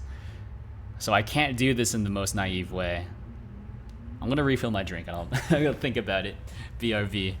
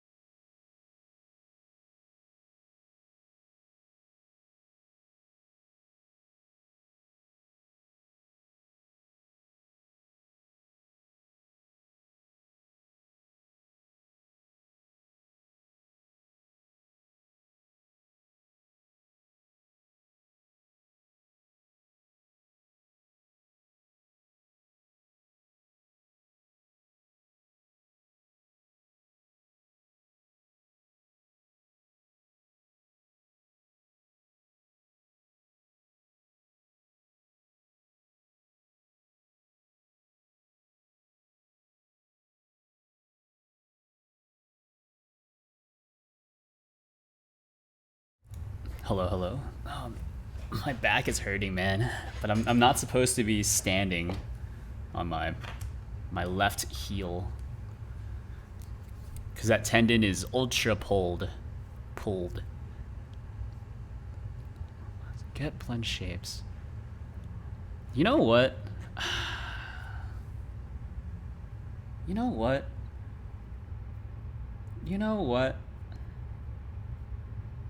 I'm not gonna solve for it. I'm overcomplicating it. If someone has a problem, they can file an issue. and then at that point, then I can start thinking about a better solution. So this is just gonna be blend shape to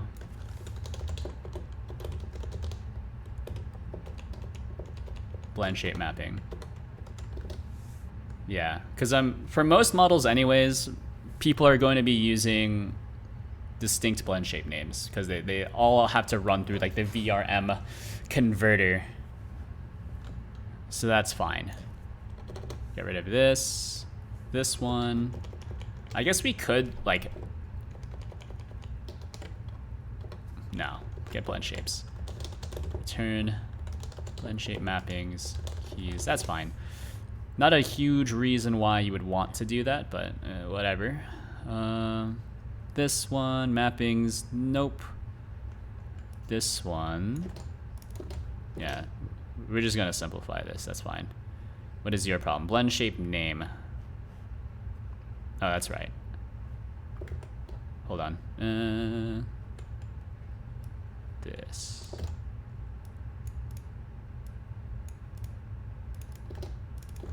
Like so. Okay, cool. So we don't need mappings anymore. Then we just have this long function.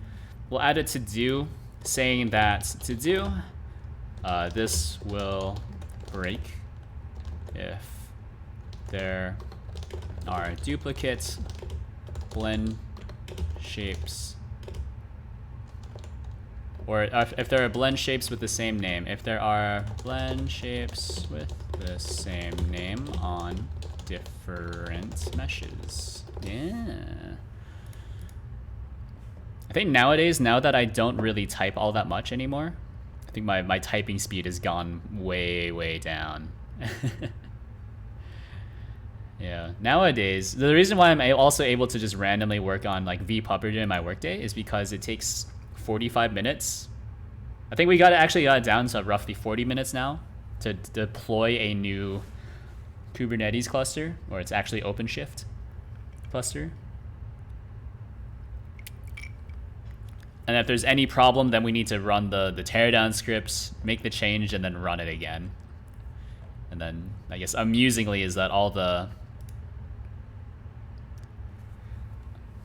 every single problem that we usually run into happens at the very end of the process, because that's when we actually start deploying. Everything up to that point is just gathering information. All right, so we can take this out as well. Again, blend shape, whatevers.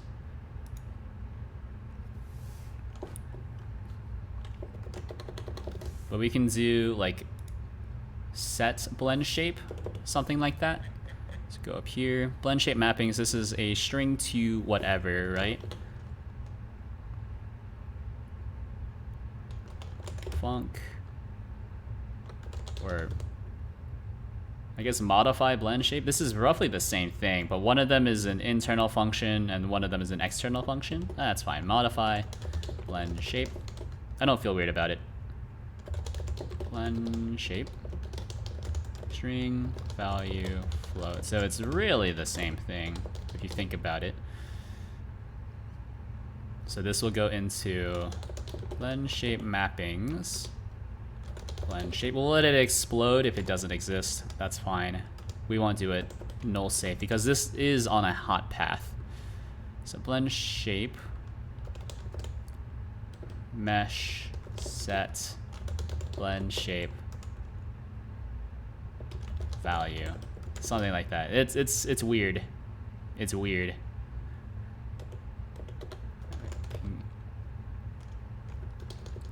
So I guess this is more like a set blend shape, right?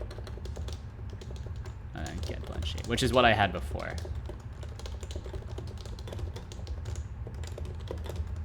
So this gives you back a float. Blend shape mappings, blend shape.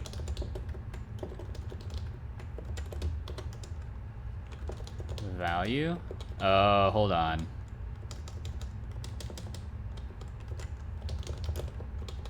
Blend shape mappings.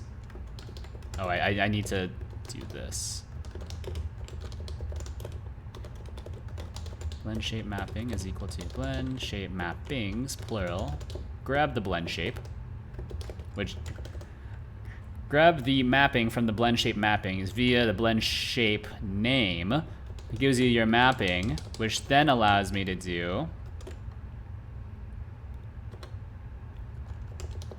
mapping mesh sets, and then mapping value is equal to value. So I could also package that all into a function. I guess I could, but then we lose out on like the struct-ness of this.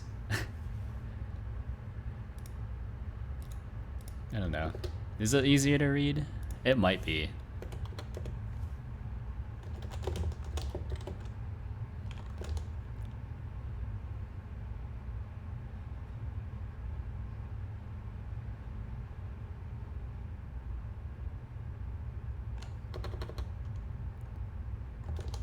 Set value, maybe?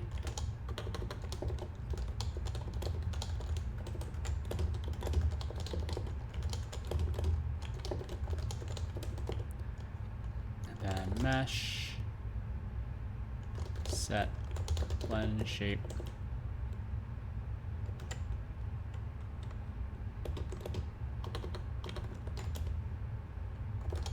Something like that. And then this is one of the few times I'll use a set get here.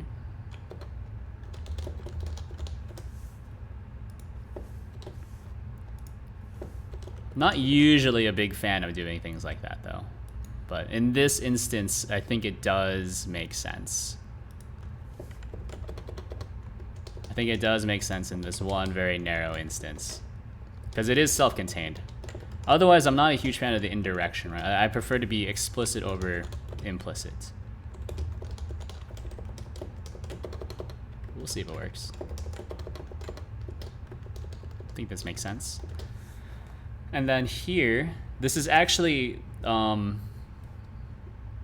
shape. This is actually the path to the blend shape. Notes. This is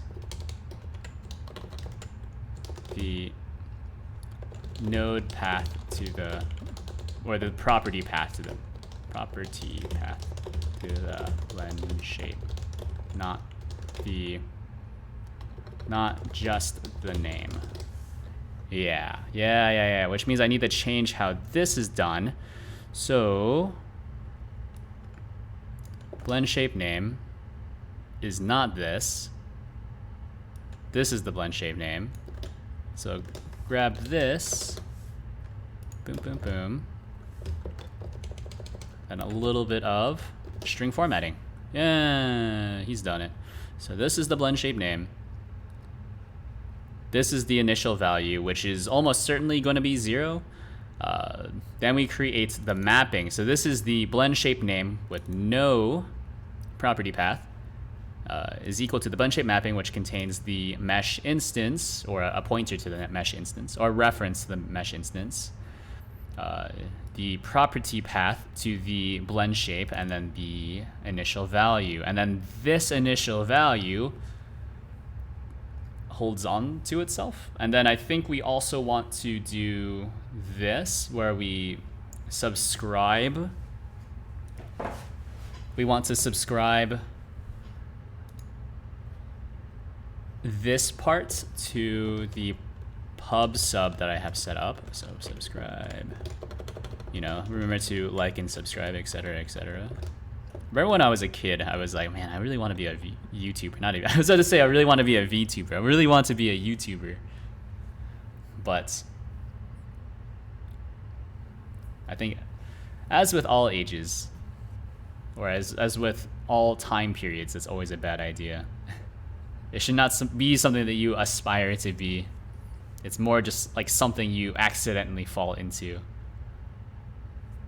Because I feel like the harder you try to push it, the more, I don't know. Unless you have enough money at some point. Money trumps all effort. But trying to go all in on YouTubing, not a great idea.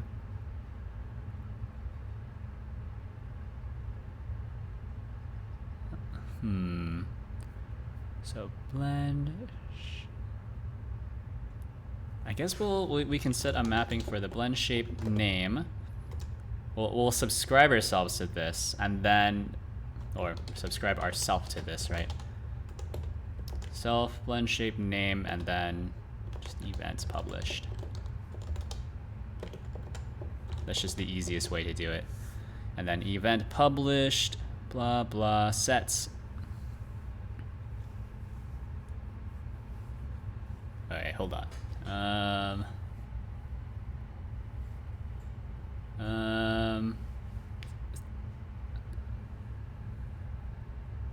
No, this should be based off of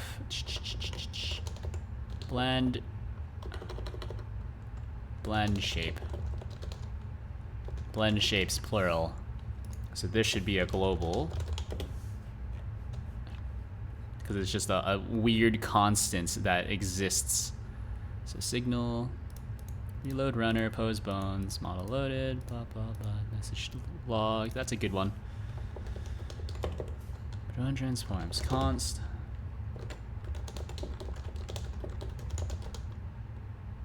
Blend shapes, or I guess blend shapes. Signal? I guess it is a signal, more or less.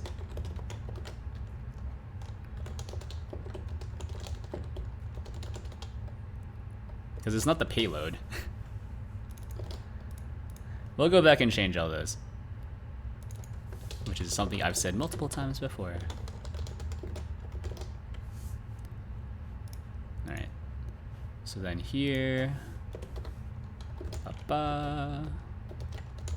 globals. Right. And at least here, the signal payload is flexible enough for me to also contain enough information so I know what it's talking about. So I guess we can do if payload ID is nil, then return, because that's an error, right?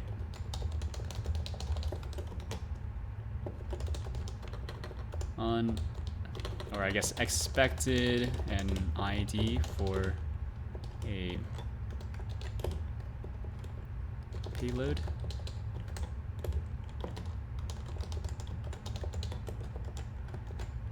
Something like that.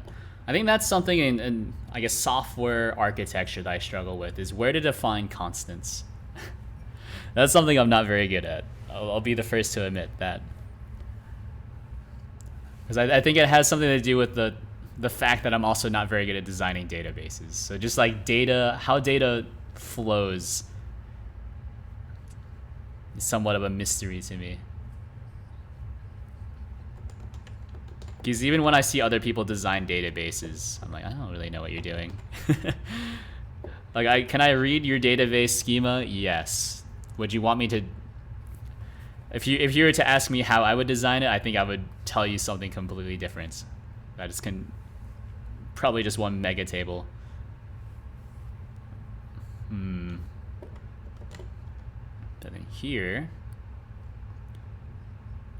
So we match on the signal name, and then off the payload ID, then we can do set blend shape. Set blend shape, payload ID is equal to the payload data. Yeah, it's kind of weird. It's kind of weird. But it's basically like you have because it's not quite a key value pairing. The signal payload actually contains 3 fields. You have the data, which is a variant, ID, which is a variant, and then the signal name, which is like the key essentially.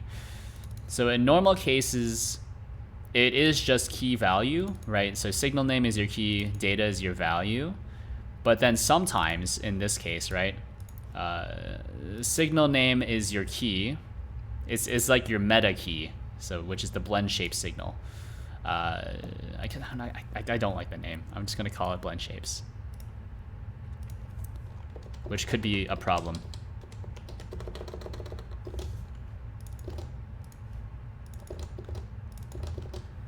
Right, but in this case, right, signal name is the meta key, ID is the actual key, and then data is still the value. So data is always the value in every single circumstance, I suppose.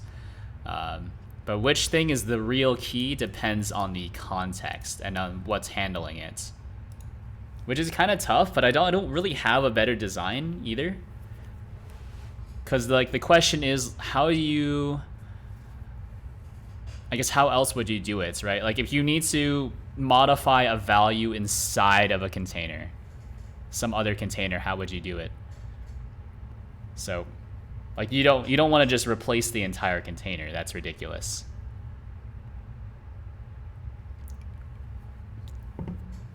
So I mean, this is what I got. This is what I got.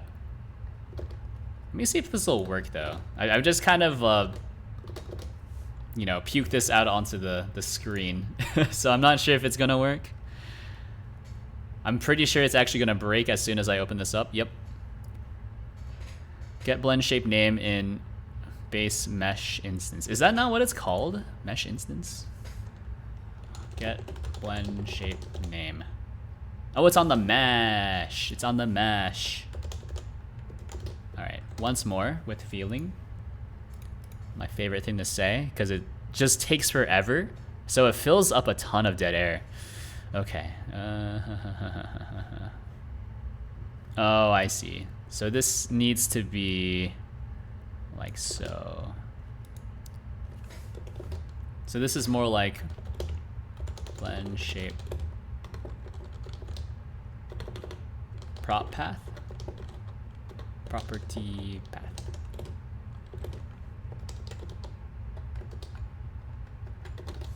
Something like that. So this needs to be the property path, and then this also needs to be the property path. Yeah, something like that. So we'll just keep doing it until it works.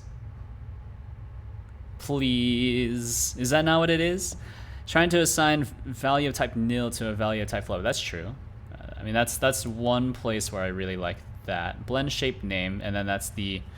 Is it blend shapes plural? Please don't be that. I'm gonna be mad. It is blend shapes plural. Okay, okay. Okay. Once more. Man, once more with feeling. Once more with feeling. It's 5 syllables. It's so much. So much dead air that's able to be filled by such a nothing statement. It's one of those things that I'm actually kind of... I guess we were kind of trained. Like, I've been trained in this twice in consulting, right? They just kind of teach you how to filter out like a nothing word. All right, yeah. So this is going to explode, which means that we just need to do ba ba ba ba ba. But yeah, like a nothing statement is like if you were to say, like in order to get the result that we want, we must do nothing wrong, make no mistakes. And it's like, yeah, I mean, yeah, usually, yeah. That's usually how you would get the result you want, but that's not really saying anything, right? It's like, just don't make any mistakes, forehead. If you never make any mistakes, you're never wrong. Sure. I suppose. Alright, so this is not an array. This is actually a dictionary. But see, Godot is not going to give me good code completion because we're now going through a level of indirection, so it has no idea what it's looking at anymore. So mesh name blend shape mappings dot keys blend shape mappings. So this is actually just like a weird piece of data. Let's call it a reference.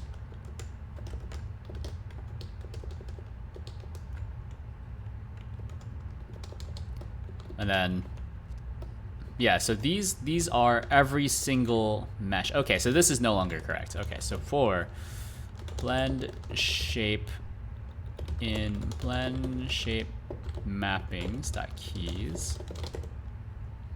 So then the mapping, which is some sort of reference.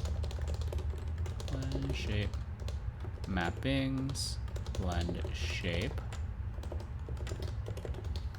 Then we'll do ba ba ba ba ba. I mean, that's it, right? Item is the blend shape item, new. Mapping. Wait. What does the blend shape item take? It takes the shape, it takes the mesh name. What do I use the mesh name for? No, we have the actual mesh instance, right? So we can do mesh instance.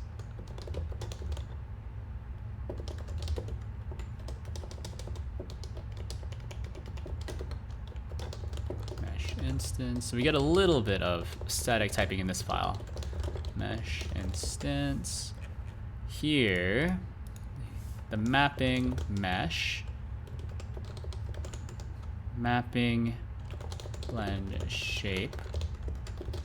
Not me learning how to build a Debian package instead of doing homework. Well, you know, if you... Actually, don't most Debian packages, aren't they like volunteers? We don't really get paid. I was about to say you're learning a useful skill, but now that I'm thinking about it, I don't know if it is a...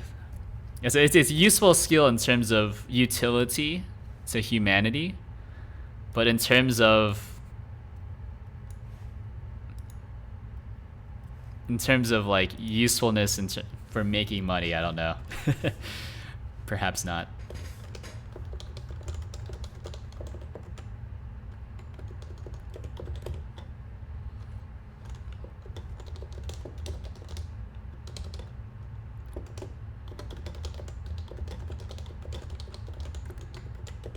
So let's add a to do.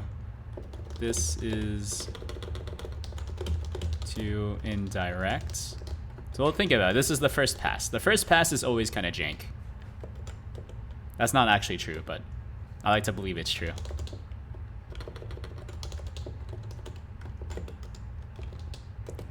Yeah, because this is something I've never done before. We've never really thought about it.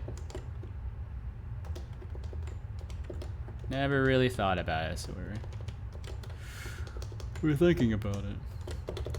Using my brain for the first time in a long time. Pretty much, yeah. Let me see.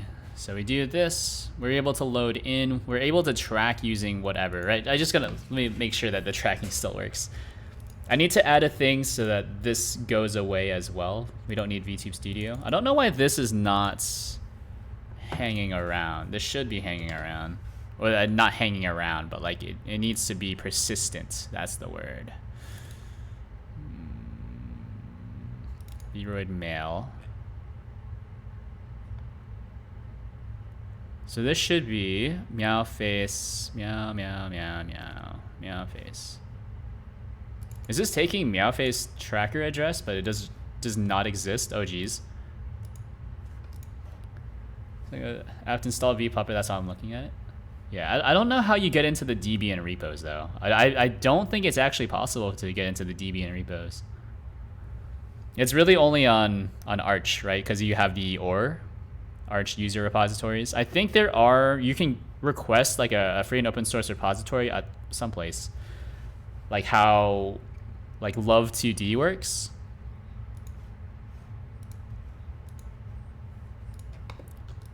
So like Love2D is not in the official like Debian repositories, and I think the version that's in the Ubuntu repositories is pretty out of date. But they also just have their own thing.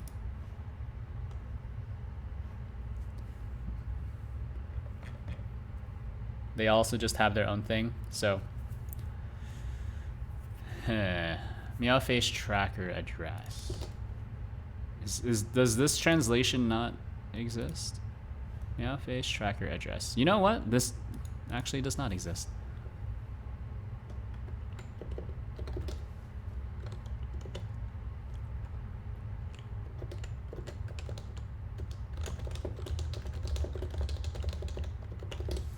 Right, this is the only one of its kind, so then I need to check to see, or I need to figure out why this isn't working. It's important to me, because it used to be working. Oh, geez. Well, good to know that this still works, more or less. Tracking.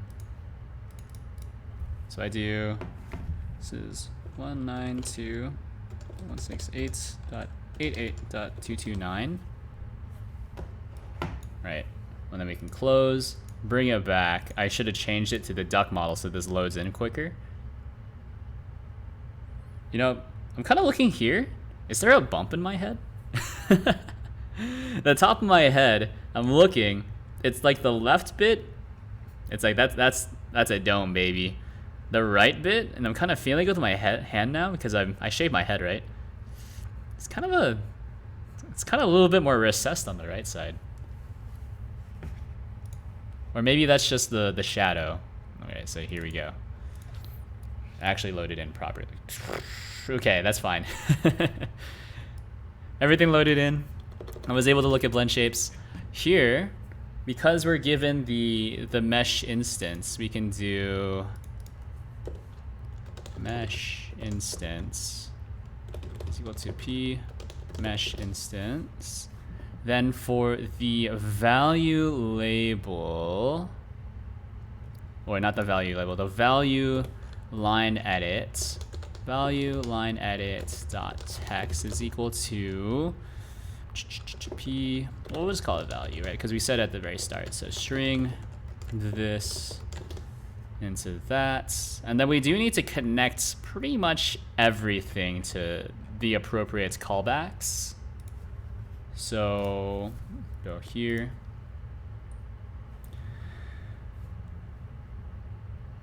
Yeah, so the nothing is set up right now, so we're just not even gonna look. But hold on, let me check to see if this works. I just noticed that was broken. All right, it works. Look at that. Computer vision, baby. Default whatevers. Okay, so these are all looking good as well. But then if you scroll them, they don't do anything, which is fine. They're kind of ugly, though. They are kind of ugly. And it's also using the wrong blend shape name, because this is blend shapes blah blah, which is wrong. Because I'm passing in the wrong thing. I should be using blend shape, not this one. That's right. But I think that's a problem with the fact that there's so much indirection.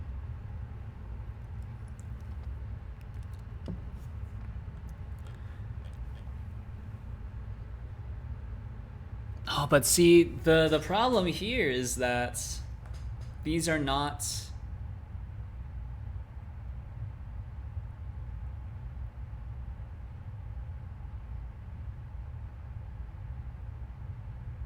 I'm thinking.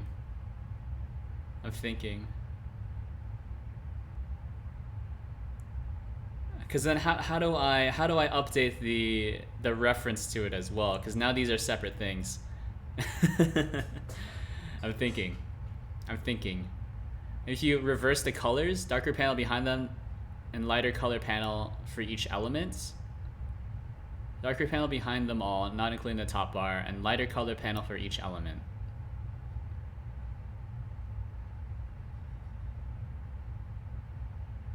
But then you would need to have a dark colored text inside of the inputs, right? Or you need to have dark color text, not have a dark color text.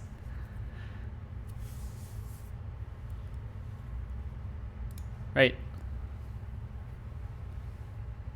I suppose I could just take out the...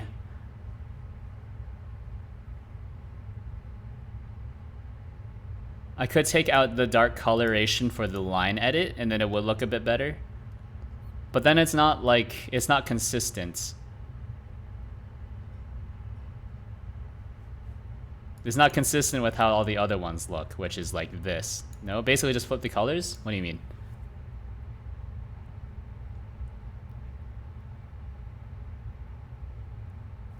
What do you mean? Because this is how everything else looks. And then the entire point behind using Godot's built-in theme is that I don't need to, at least I shouldn't be messing with the theme at all, right? Guess I'm a little confused. What do you mean? What do you mean flip the colors? Which colors am I flipping?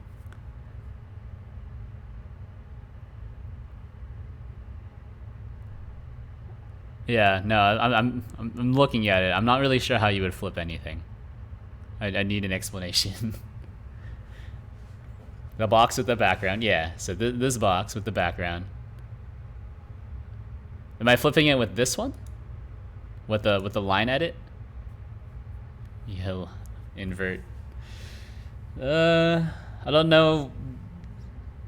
What do you mean invert though? What am I inverting? I can't just invert it. It's not CSS. Invert it. So flip the colors with the normal window color you use everywhere. So basically this, so I no longer use the style box anymore? Is that it? So like this. So like this, like this, like this. Oh geez, that's ugly. Okay. So basically like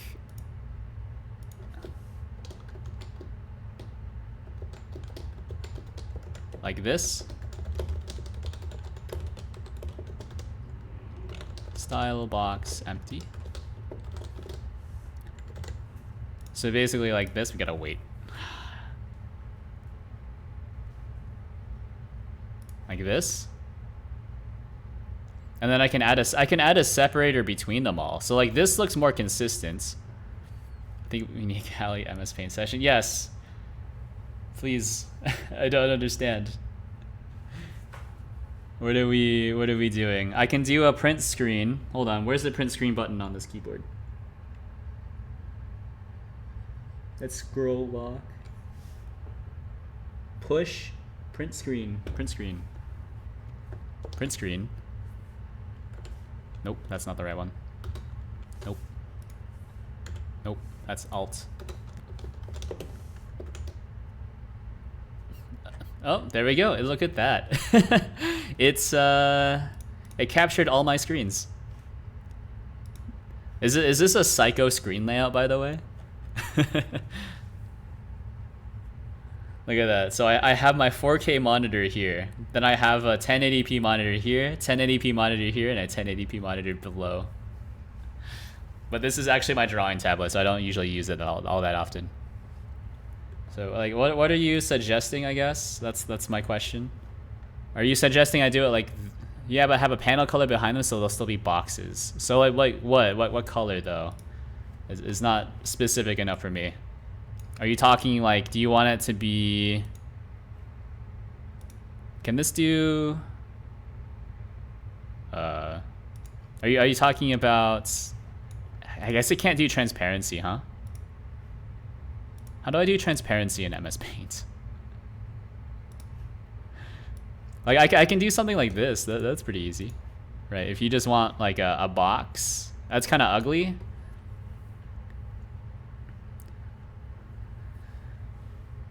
Why do you need 4? 2 is enough. 3 is pushing it. I think 3 is the sweet spot for sure. 4 is just too many, but 3 is definitely like the, I guess, where we start capping out on utility. But I don't know. Like I said, the bottom screen, this bottom screen is actually a drawing tablet, so I just keep it plugged in because it's a pain to set up when it's not there. But yeah, what are you suggesting that I put a background here and then I guess we'll fill it with crayon. So like there's like, is it do you want like are you suggesting like a lighter background? Is it a darker background? Because I had a darker background, but then the lighter background might make it a bit harder to see, right? You know the sidebar you use on Windows, use that as a background and then have them in panels like before, but with the color you did just now. Sidebar you use on Windows. Sidebar you use on Windows. You mean this? No. This? The sidebar you use on, I don't know what that refers to. I'm sorry. What does that mean? Is it basically like you don't like this, but I do need to have a different color? So I can do, we can turn this off. I can do, I'm trying to understand, but I'm not getting it. Like, do you just want me to have something like a color rect with a slight differentiator like this? Windows as in vpuppr Windows. Huh? Sidebar. But that sidebar is the same sidebar. It's the same sidebar. Eh? Wait, is the color different here? Do I use a different color? I've never thought about it. Oh, you mean this color? It's the same color. These are the same color. These are the same color. I guess I don't understand. So if I take this out, then it's the same color. But with the color you did just now, it's the same color. These buttons are also the same color as these. They're all the same color. Right, Godot the only other color Godot has for me to access is this dark color right here. So I would need to do my own custom thing. What I can do, let's get rid of this, is take out this thing. So style box flat.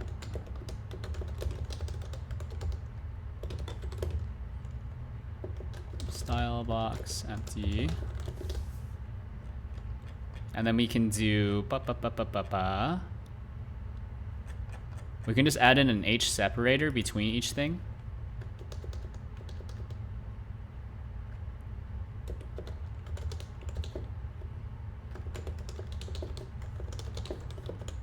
H separator.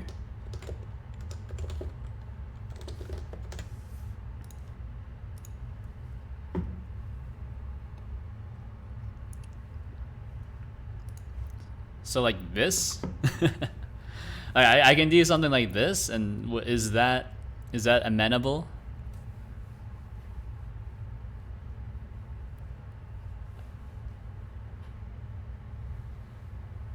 Like I think it's a little like information overload for sure, but also like,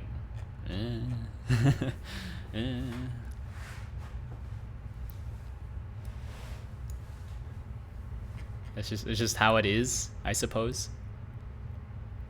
Right? Is this good? Is this good?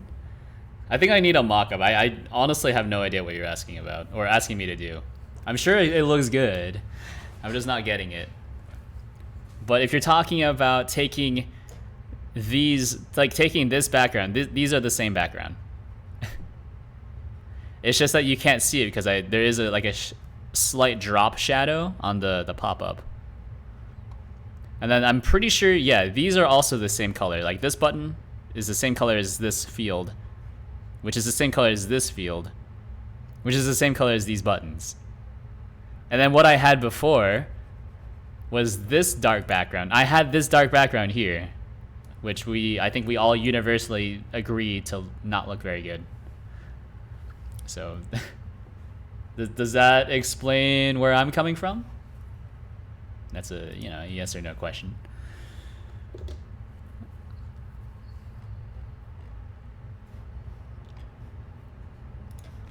Okay, let's see. Subscribe. We do need to subscribe to Blend Shapes. Is that what I called it in global? Alright, I'm gonna kill this. Globals, Blend Shapes. Plural. Okay, so that's fine. Which means that here under blend shapes, we can do this on line edit changed. So text.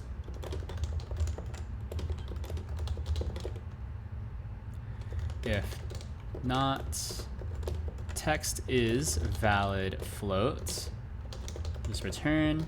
Otherwise, we can do am pub sub publish, because we're publishing it to several places, right? We're publishing it, 1, to the configuration, right, the config, and 2, we're publishing it to the Puppet trait so that it's able to change itself as well. So 1, we persist it to disk, and 2, we want it to populate in the model. Yeah, so it's kind of, it definitely is kind of a messy messaging system because it's basically like global messaging, which isn't great. But I think as long as you maintain like a clean, just make it clean, it's workable. Crappy mock-up on Discord. All right, we'll look at Discord so I can know what you're talking about. Is it here?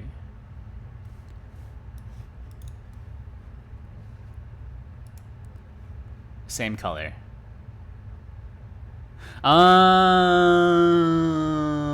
Okay. I see. Okay, that makes a lot more sense. That makes sense. I gotcha. But now I need to think. How do I do that? That is done like this. I know how to do that. I just gotta think. Also, who said something in general? That's actually pretty good. That's actually pretty good. It's also a good background as well for it. I like that. That's actually, I like that a lot. Not quite the same effect with the anime girl. It's weird. I feel like the duck has a little bit more character to it, even though like the amount of facial expressions it's able to express is not great. Alright, so we get rid of the style box. Alright, hold on. Keep it like this. Keep the style box. But then we can do...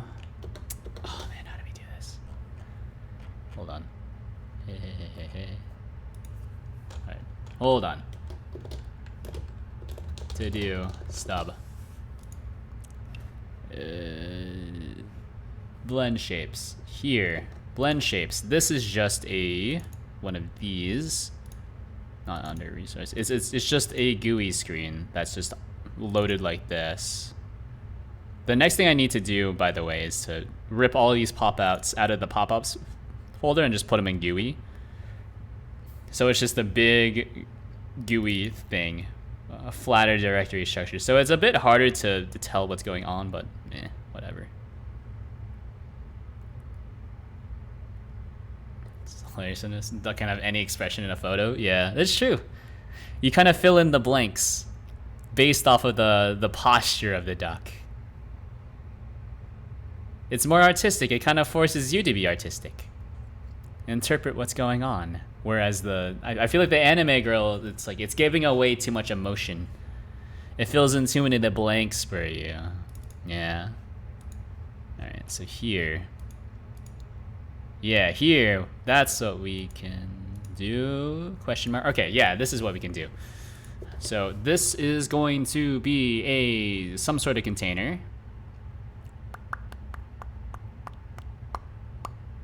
Panel container. Where's panel container? Here's our panel container. It's gonna look a little ugly, but that's fine. You know, that's what my parents said about me, and I'm still here.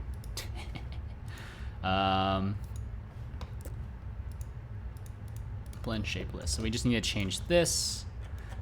I used that same joke last stream, but you know, it's a good one, I think. It still works. All right, then we can do a theme override. Flat. Just grab this color. And I think that's probably gonna be fine. Maybe. I gotta think about it.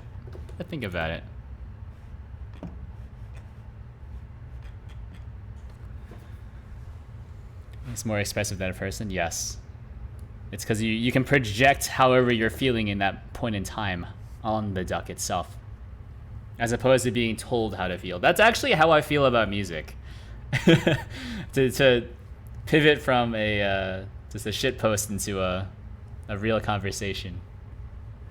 That's how I feel about music. I don't like it when there's lyrics in songs, or at least I don't like it when I can understand the lyrics in songs.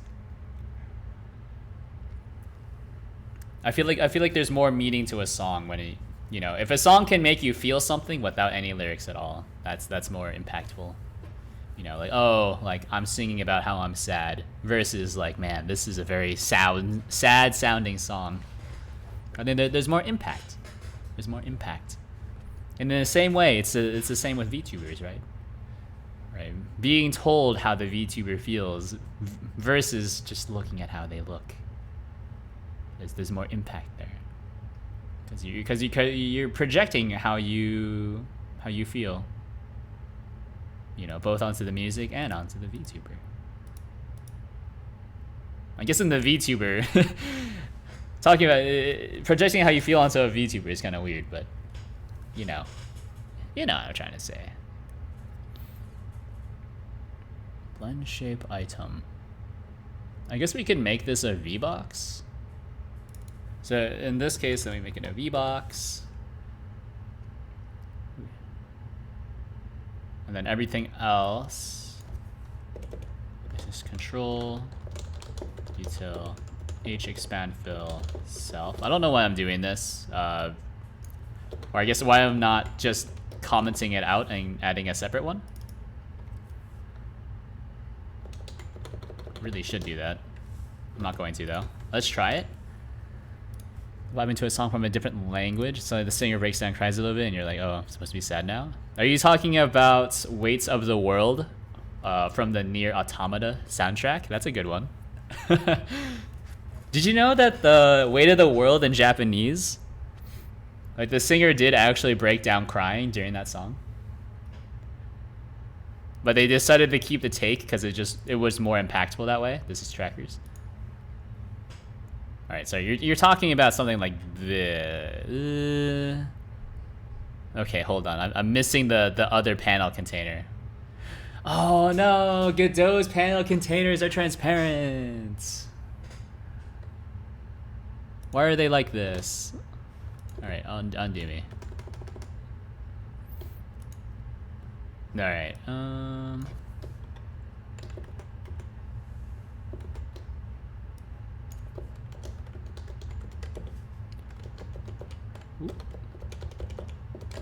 Style box flat. Style box color, background color. All right, then we'll go here. Grab this thing.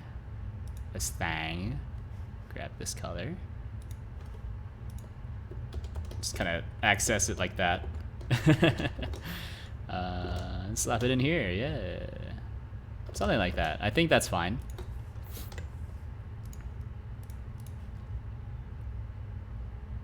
Is every anime banger dark sad words by Happy Beat?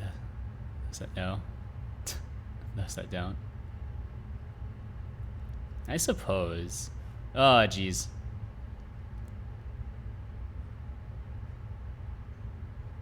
Add child. Hold on. Did I do something wrong? Blend shape list. Is this no longer valid? It is no longer valid. Okay. All right. Once more with feeling.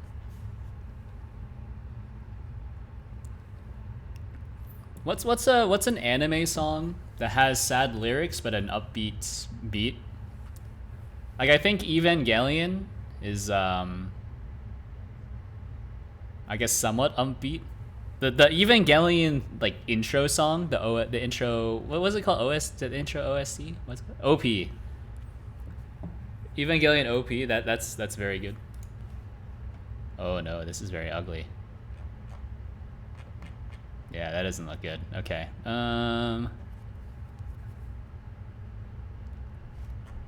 That's not how I thought it was going to work. It's like I need to have these be like inside, like a panel container inside of another panel container.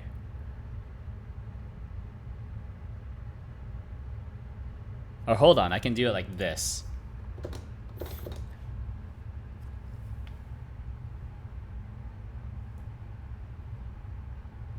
I can do a panel. I gotta think. The separator's still there, but even if the separator wasn't there, it would still look pretty bad, because then you wouldn't have any, right? The separator is still there, which is why you can still see it. And that's also why you can see any of the background at all. Now if I take out the separator, the only way you can see the background is via the scroll bar. Or I guess also the this little bit there. Which is not correct. So hold on, I've done something wrong. I know what you're talking about though. I gotta think. Now this is just, how do I structure this? How do I structure these to have...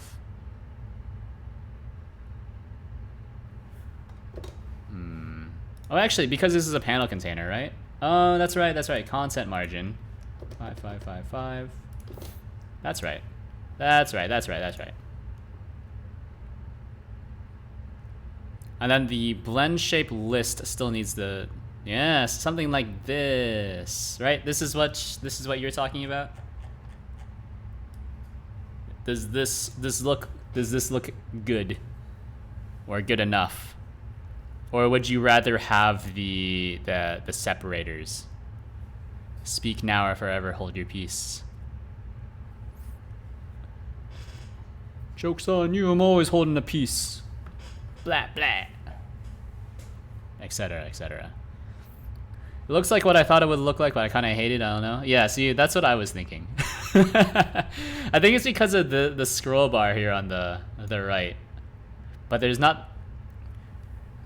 That's one of the Godot built-ins, so it's not easy for me to change that. What is nice is that it scales pretty well. Look at that.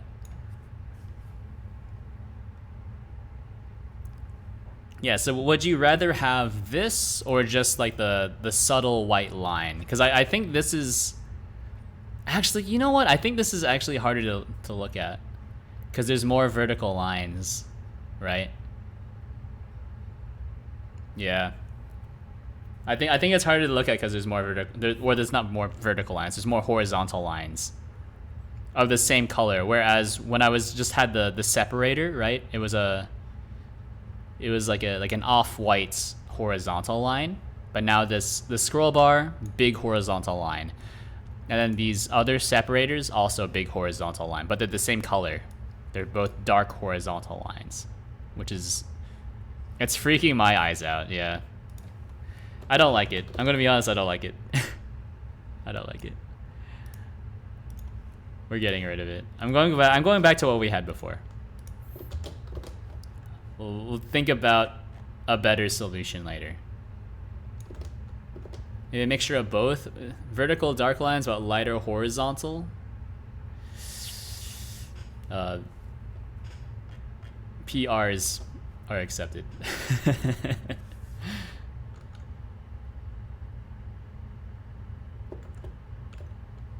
Hello, Ash. Oh, I guess before we get started, check this out. How does this make you feel? I know that you are design-oriented, Ash. How does this look? How does this look? We're trying to figure out the UI design for blend shapes. Like, I think this is the last big thing that people are asking for.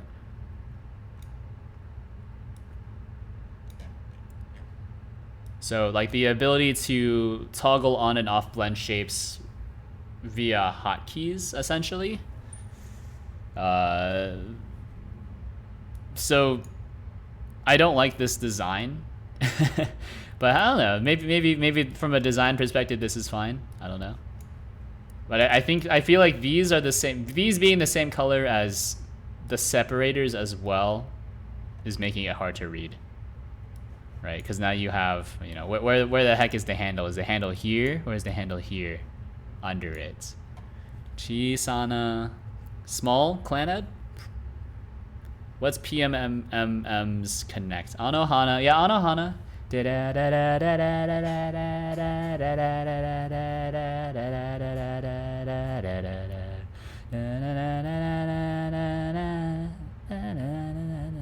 Yeah, how's it go?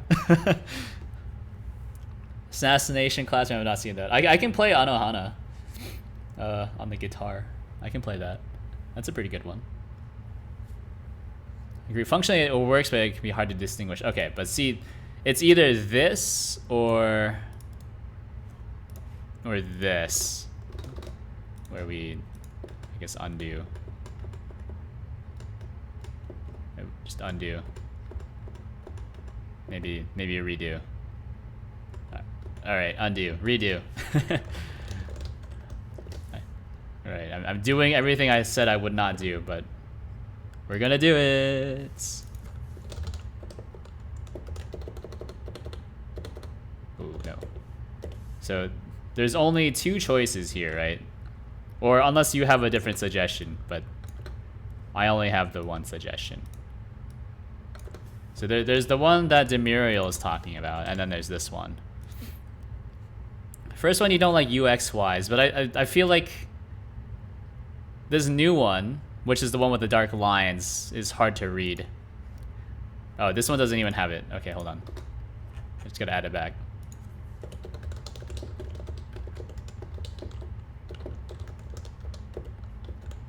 H separator new. Yeah, this one. Yeah, Clanad is also very, very sad. But Clanad, that takes way too long to read. But yeah, so is this one better?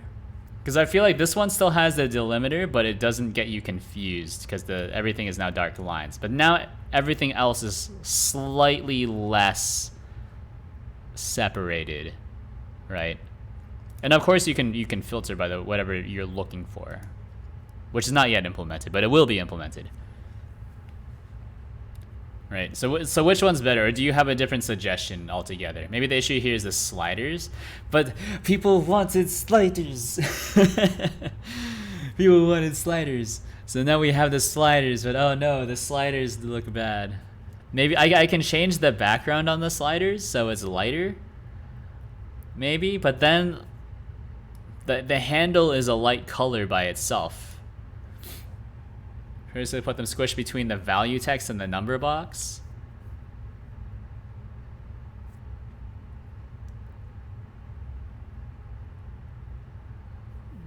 Squish between the but then the sliders are very small then, right?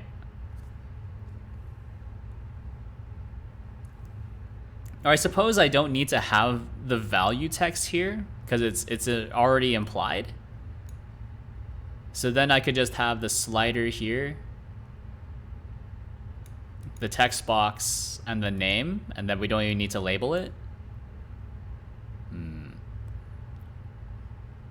I don't know though. You know what? We're just gonna send it, dude. It's good enough. It's good enough. You know, PRs are appreciated. Separate them same way the menu is separated on the left side. What do you mean? All right, someone, Callie and or Demuriel said the same thing. What do you mean the menu? Yeah, that's exactly what the first suggestion with the dark lines everywhere was. So maybe I should have. Yeah, no. That's not possible, right? Because these are the same color. But then if you do the dark lines again, that's exactly what I was doing, right? If we bring back the dark background, that's exactly what I showed you before, which looked bad. So I think there needs to be like a different design suggestion. I think that possibly putting the slider here is fine. But then you lose out on the. Then you get people saying that they don't know what the value means. Like, what the heck is the number supposed to be? And so it's a value. Thicker spacer in the first iteration with a thicker slider, maybe. I don't know. I think I'm just gonna leave it. We'll leave it. If someone wants to redesign it, they are free to do so. I mean, the code is right here, so I'm just writing it out like this. I'll make something up in a couple hours. All right, sounds good. Sounds good. All right, so publish text to float, and then the blend shape name. Yeah, there we go. There we go. And then also these don't need to subscribe to anything either, but they could. Oh, but then these do need to, oh, these do need to subscribe to it because you can either change the, like the input box, or you can change the slider, but then those should affect each other as well. All right, on slider, what is it called? Just the slider? Drag ended, that's what we want. Slider drag ended. So some sort of value, which is a float guaranteed. So am pub ps publish, and pretty much the same thing, right? Globals, blend shapes, value, blend shape name. And then we can do this, where we do am pub sub subscribable to globals blend shapes, or no, subscribe ourself to blend shapes. Events published. I think I did this wrong for Puppet Trait, by the way. No, on event published, that's fine. On event published. Wait, did I change something else? I'm losing my mind. Okay, I think we're good.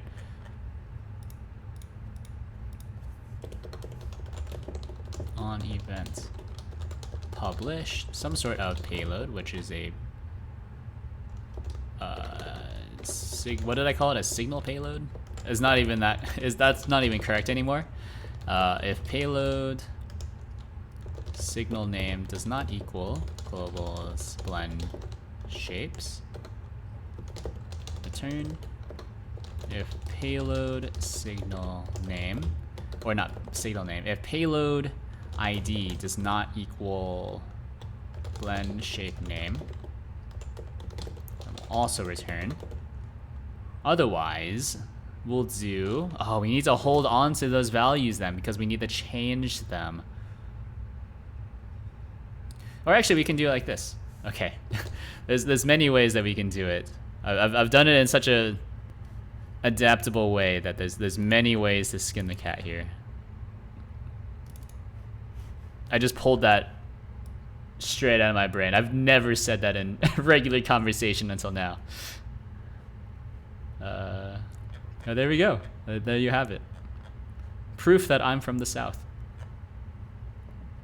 Many ways to skin a cat. Who the heck skins a cat? Why do people say that? It's kind of messed up, right? It's kind of messed up. Args.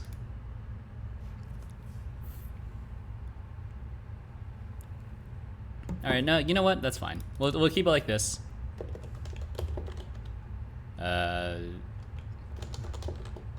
Value line edit. Value slider, which is some sort of H slider.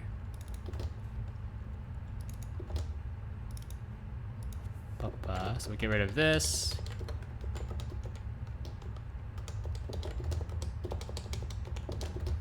Like this, like this.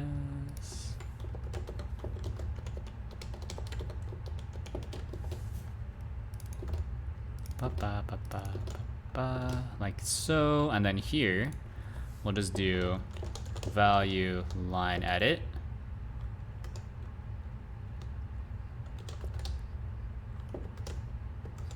All right, wait. If value line edit dot text is equal to payload data. Hold on. How did I do it for the other ones when you're typing in values? Do I just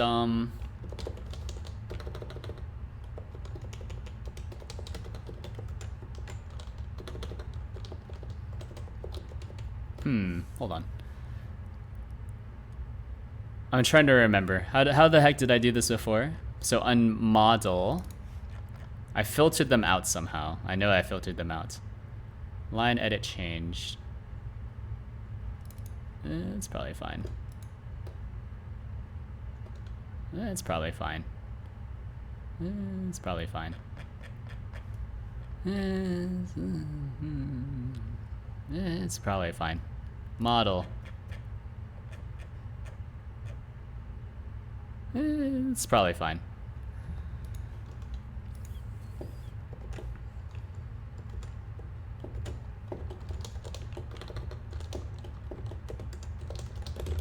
Equals string payload data, something like that.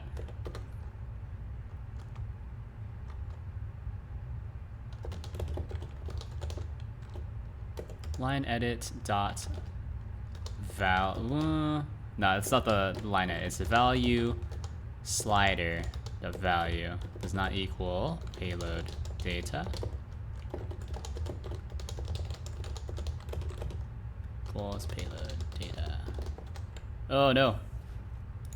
What's wrong? Spelled it wrong. Okay.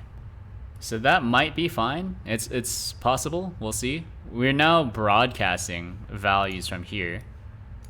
So I'm not sure which ones I'm looking for. We could do cheek puff. All right, nothing's happening, so that's a good sign. Oh, it's because I'm not connecting them. I'm dumb. Okay.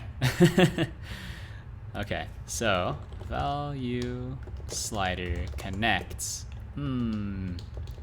Is it, what did I call it? Drag ended. So on whatever this was, on slider drag ended. And then the line edit will do the same thing, or similar thing. Value line edit, connect. This is text changed. On line edit text, on line edit text changed. All right, once more. Once more with feeling. Oh, I'm not using the duck anymore, by the way. I just noticed that. And also, I'm not looking at the super fancy layouts. I really should use the female model a bit more, though. Catfishing does get me a bit more viewers than I usually do. So what are we looking at? So these don't even get... Well, that's fine. Because I think these are all zeroed, so that's fine. I was about to say, like, these shouldn't all be zero, but no, they should all be zero. At least on VRM models, you can usually guarantee that they'll be zeroed out. Oh, that's weird. Oh, it's because it doesn't pull the value. Oh, but that's weird. So this doesn't change in real time. And also these are being set to the wrong value. Okay, hold on. Event published. Let's do this. What do we got? No, nothing.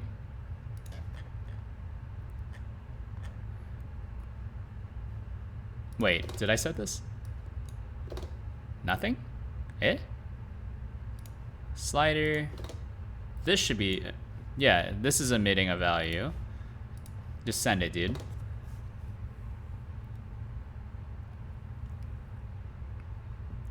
The model, the puppet, if you will, is intercepting this and then is presumably setting something.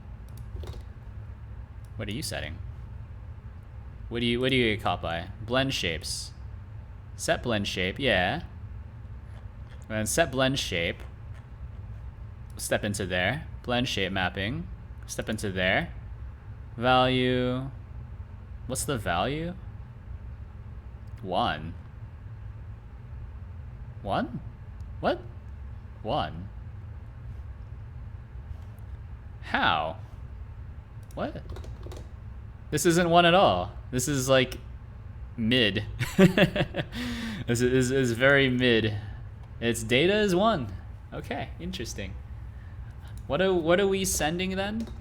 Clearly I'm doing something wrong then. Slider drag. Payload ID.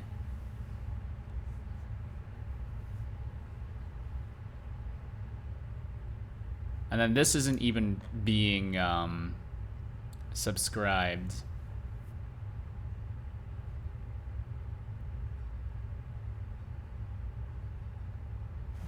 I'm thinking.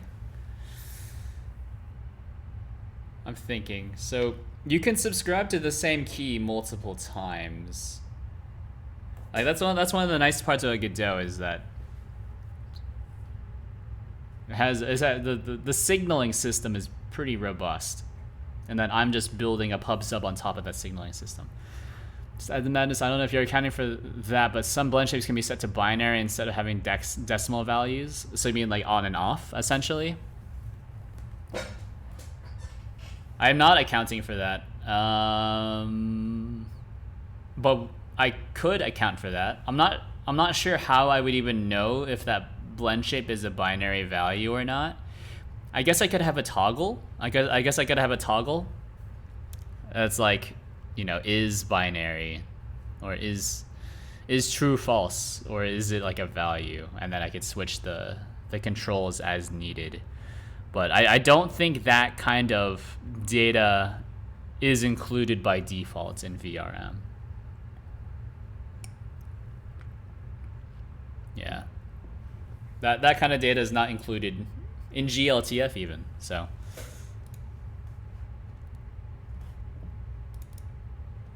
Blend shapes. How am I handling this actually? I'm curious, because I know I was running into this problem before when I was, you know, when you're typing stuff.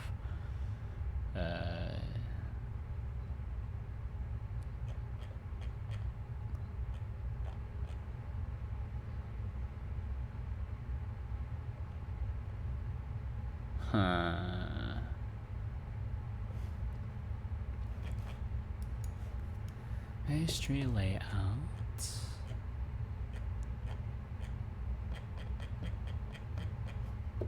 Base layout. There's a lot of things to work with.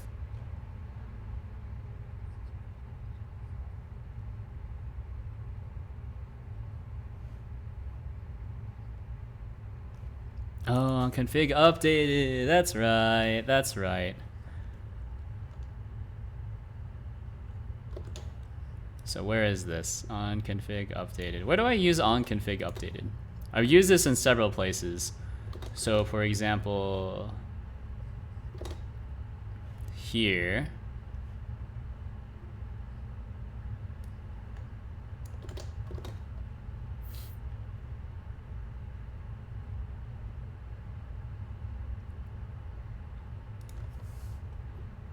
Something like that.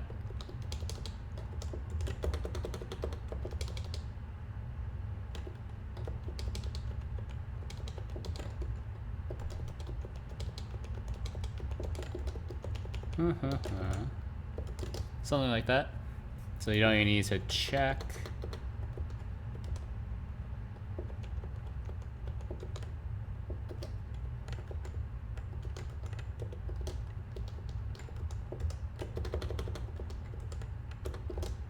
Something like that. Is that what I was doing wrong? I was doing too many comparisons. So these don't get written to config just yet, I think. Maybe. Possibly. Maybe they do? Please don't.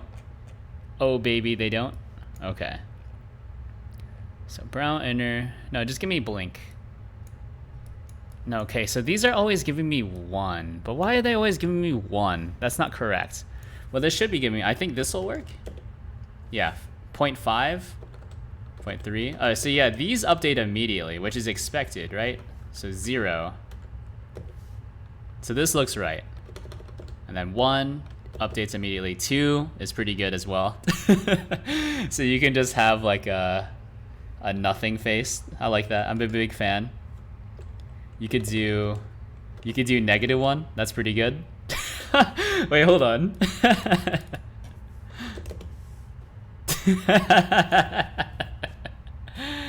Woo! That's pretty good. I like that. I like that. I've never been able to do this before, so the blend shape thing was a great suggestion.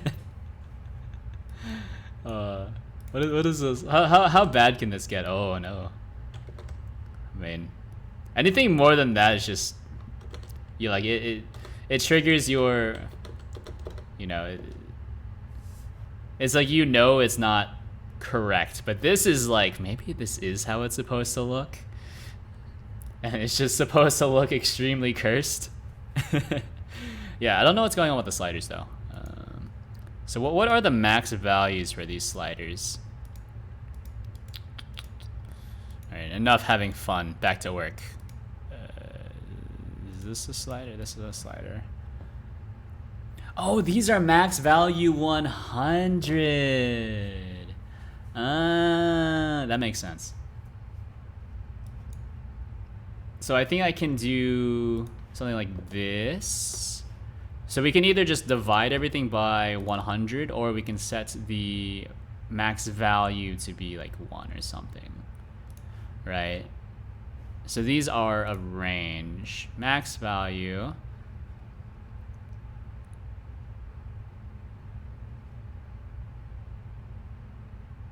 Hey.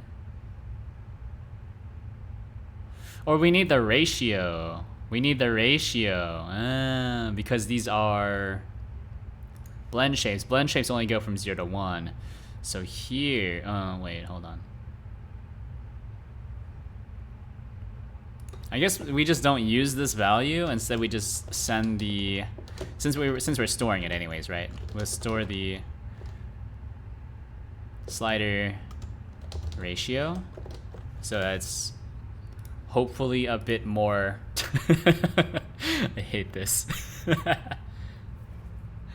Oh man, that would be cool actually if you you could just break it like that, but then keep the eye movements. So that once I implement my like locking, my blend shape locking, that could be cool. Alright, yeah. So this doesn't update immediately, but it's hard to tell. Yeah, it's one of the. I don't know how to make it update immediately, other than just forcing every single one of these to process. But that doesn't sound right. Just set the max to 1. That's how we set up in Unity, so it's not different. Maybe. Let me see. That's possible. It's possible that's just how it works.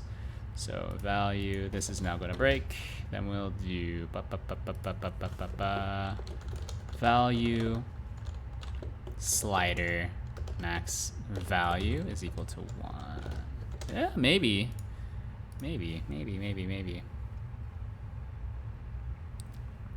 I think I know how to make this process properly, by the way. I just need to check this then. So what was that? I think the eyes are the easiest one to tell if they're changing or not, which is why I keep looking for them.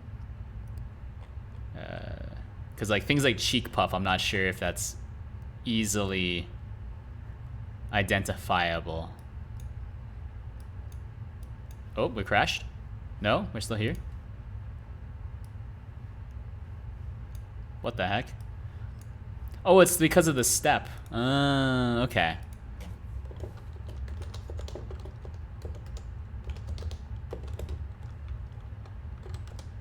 Step is equal to 0.01, and I did recall seeing something.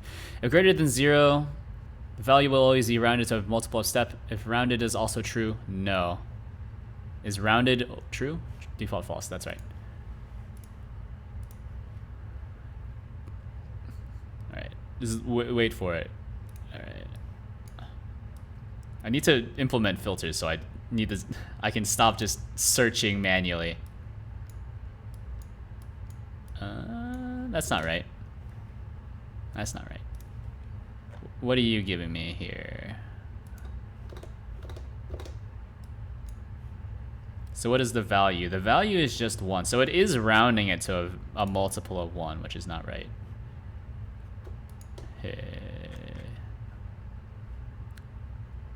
I think just getting the ratio is the easiest way.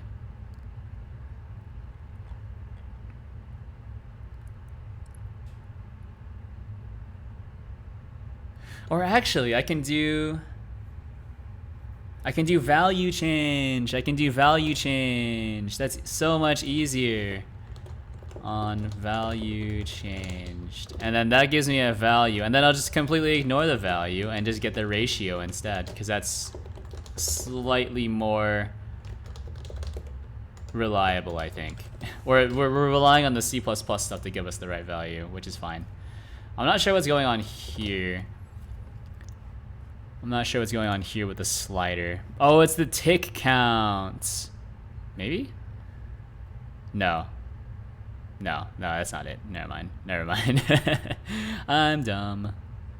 It has something to do with the range, but the range that I'm being given here. So the step should be fine. Value should be fine. Rounded, no. Yeah, I don't know.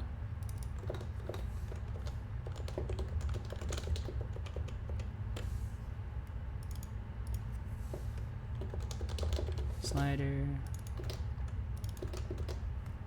Yeah, so we just want the ratio, that's fine. So we have a little bit of wasted computation, but it doesn't happen all that often anyways.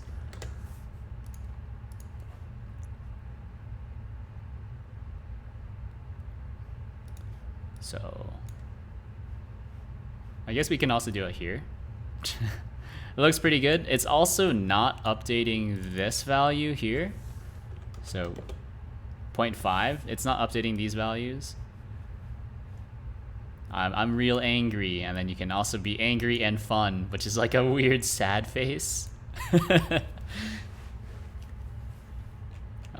Weird sad face, but then we can also do this. No, let's set it to -1.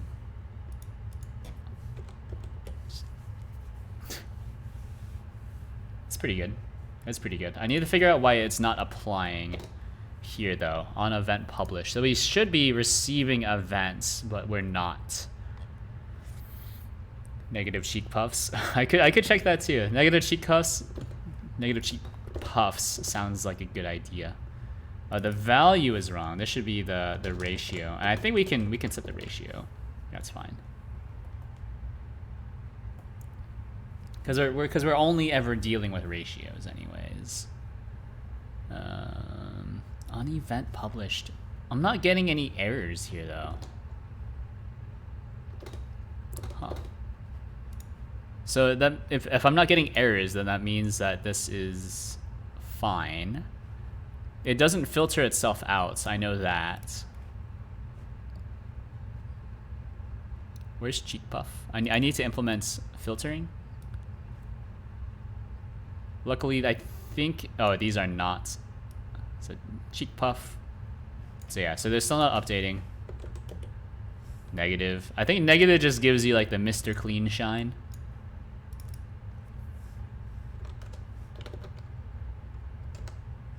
Yeah. Not as cool. You can do it like, you can do it up to 2 though. That's pretty good. Up to 3, up to 4. You know, oh baby. That's pretty good. I think going higher than 3 is pretty good. Does VC Face let you do this? Just break it if you want. It's not a bug, it's a feature.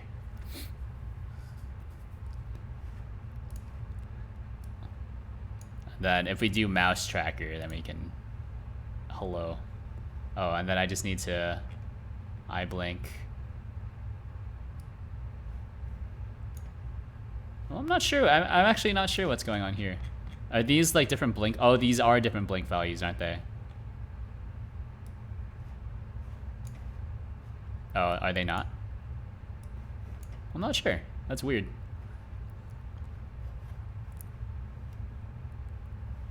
That's pretty good though. That's kind of weird how the cheek puff does. How the cheek puff works.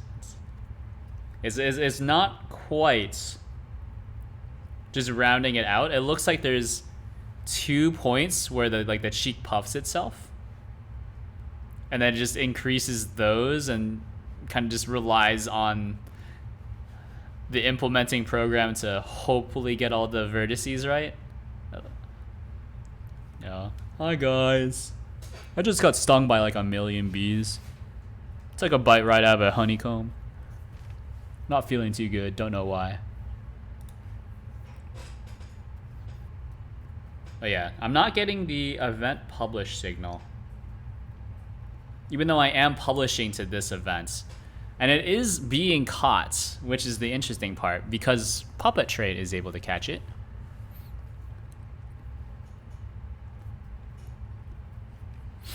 Huh. So Puppet Trait is able to catch this thing. And then Puppet Trait is subscribing all of this stuff to default config values, blend shapes. That's not really a config value, but you know, close enough. Oh, it needs to be... Wait, event published?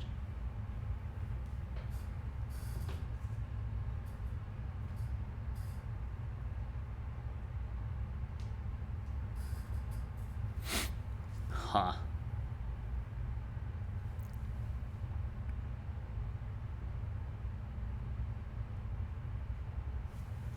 Maybe I just need to do this?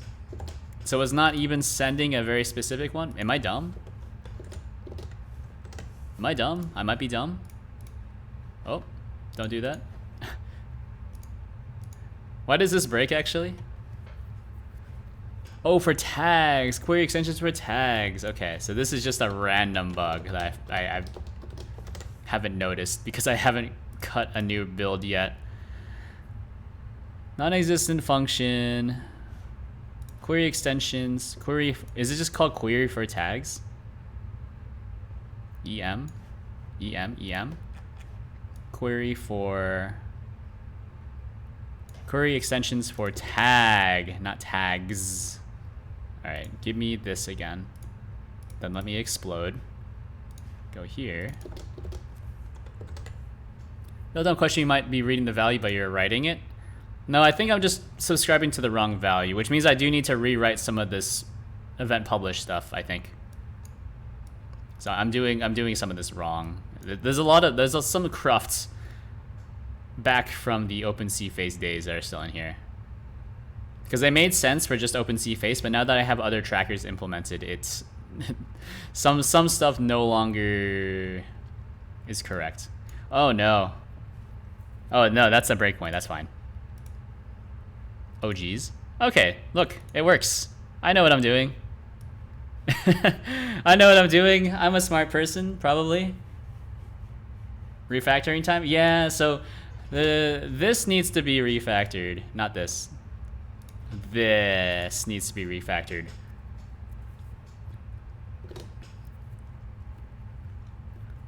So it's like the pub sub. Like the pub sub is the main way that information flows across the application, which is making it difficult because there's two ways of subscribing, right? So you can subscribe to a specific configuration value, or you can subscribe just to event published, which is different.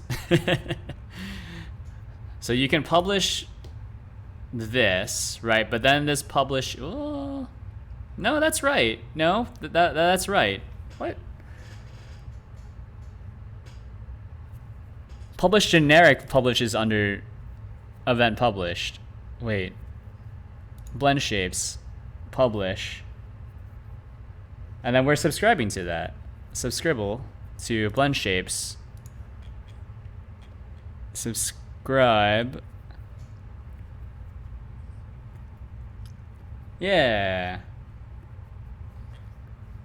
Oh no, we need to create the signal. That's why. That's why it's broken. That's why I'm very confused. It's because I didn't create the signal. Okay. This makes sense. So we can't subscribe to it if the signal doesn't exist, but it's not giving me an error because I'm not handling the error. That's right. Pub sub create signal globals blend shapes, I guess. So something like this should be fine. And then I do need to go back and actually handle the errors, just in case there are any unhandled errors. So there are some expected errors, of course. If you do this, no, okay. I mean, this is kind of working, but it's not being handled properly. Yeah, so now these values are updating properly, but now the puppet trait stuff is not being handled properly. Pro is also in the middle of refractor 2, which means I have something to do in the morning because I'm stuck at uni for 13 hours, some 2-hour breaks. Oh, baby. If you want to put the not the JSON, the JavaScript stuff back in, you know, be my guest. I think I would prefer something that looks a bit more professional, but, you know, I think if there's, yeah, if you just want to put it on one of the pages or something, that's cool. Like the moving values.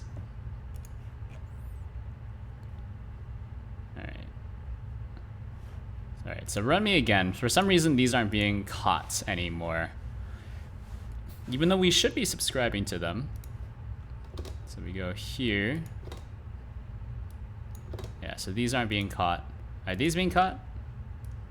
No, these are not being caught. So these are indeed triggering these things. So we create the signal, we subscribe to it, that's fine. So if I do this, we trigger that. Yeah, that makes sense. Oh no, it runs through every single one of them. So it's a bit slow, but that's fine. Oh no. But then why is puppet trait no longer handling this? You have an FAQ page? I know my performance. Yeah, my performance. Well, I can see this being really, really slow if you have a ton of blend shapes, but I think most people have at most 100 blend shapes. So it's fast enough. Although it is being run on the main thread, but you're not usually doing this kind of thing while you're tracking yourself anyway. Oh, actually, no, that you are doing this when you're tracking yourself. I got to think about that. You are doing this kind of thing when you're tracking yourself, so I got to think about it. You got to think about it. And I also got to think about this. Why is the puppet no longer accessing this properly? All right, so this should be like globals blend shapes, right? Because this is using a constant.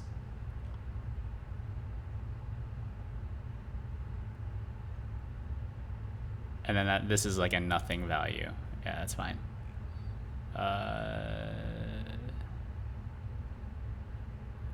Oh, it's subscribing to a value that doesn't exist.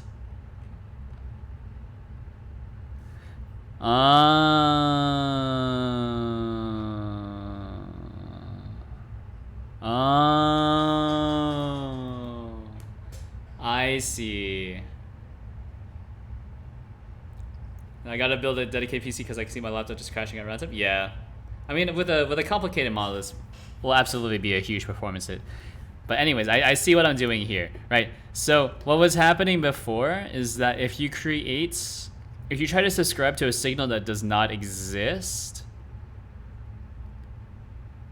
I believe what happens is that, or it doesn't matter, right? Nothing happens. If you try to subscribe to a signal that doesn't exist, so I do am pub sub subscribe to blend shapes, but it doesn't exist, right? So we're still handling it generically via event published. And then when we send the information, so when we publish it, we try to publish on a blend shape, or no, we try to publish on a signal that doesn't exist. The pub sub handles that for me and then publishes it on the generic key instead, which is why it was working before. It's very strange, but I know why it's happening now. So we'll go to, it's basically, I got too smart for myself. I got too smart. I outthought myself. Past me was smarter than present me. So here we can go through every single thing. Every single like regular variable key gets registered with the pub sub. Yes. So now this should work. So I do a lot of runtime reflection, which is why I'm somewhat confused. Okay. So that's fine. Send me. Yeah, there we go. There we go. I don't know if this is going to save itself, though. On the boobs, he traded duck smarts for bigger tits. It's true. It's true. Well, you know what they say. All of the... All the brains are stored in the boobs. I don't know. That sounded funny in my head. I think a lot of my jokes sound a lot funnier in my head. You know, because I'm making a reference to something that not everyone knows about. I'm making references to things no one else knows about maybe. Because the implied reference is that all the the piss is stored in the balls, but I'm making a reference to that by saying all the brains are stored in the boobs. It's a joke. It's a joke. But anyways, look at that. It works. It works. Sorrow. What is this? Mouth open. That's pretty good. Oh, this has a mouth. Sorry. What's a fung? I don't know. Fung up. Or is that your tongue? Oh, that there is some sort of tongue stuff. Rubber duck debugging over anime titties? Maybe. There's still 2 ducks on screen. What are some of these? Oh. Mouth roll. Oh no. You kind of look like a duck. This is kind of duck-like. That's kind of duck-like. Mouth press, duck mouth. Oh, that's cool. Imagine having a hotkey for this. Duck mouth. I don't know what duck mouth means though. What's cat mouth? Oh, see, this one has cow mouth. Open the mouth and change the fung. Yes, I do like to change my fung at many instances. This is mouth closed? Oh no. Is it jaw open? Yeah, see, I think we got it working more or less. So now you just need to send. Yeah, I mean, this is basically it, right? This is basically it. So now once you write some sort of integration with the remote control server, right? So you turn on like a WebSocket. None should be giving me a false value. I don't know why it's not. Oh, what the heck?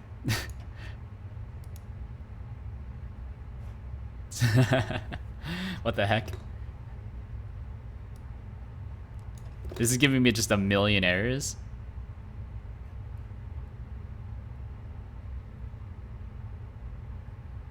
Error calling method from signal blend shape spatial event published method not found. Eh? Hold on. Puppet traits. Event published. On event published. Oh, here. On event published. That's right. Oh, but no, I don't need to do this. We've already subscribed to it. That's fine. Yeah, there we go.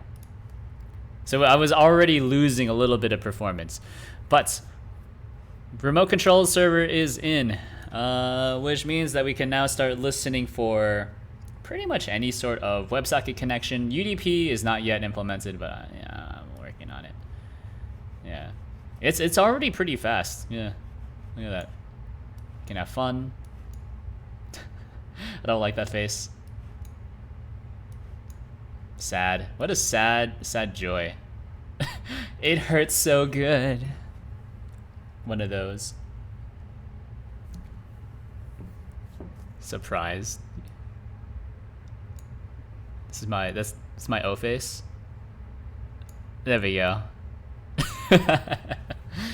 Yeah, there we go. That's more or less implemented We'll add the rest of the values later, right? Because everything else can just be added to this block of code here.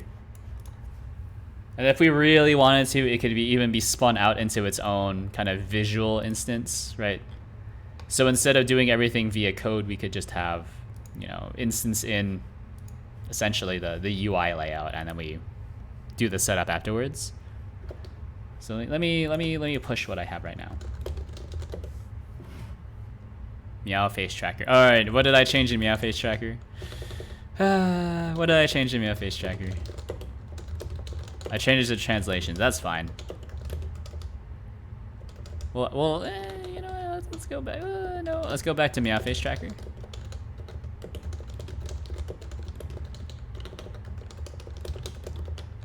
Update translations to add config key. Get out of here. Git push, vpuppr, git pull.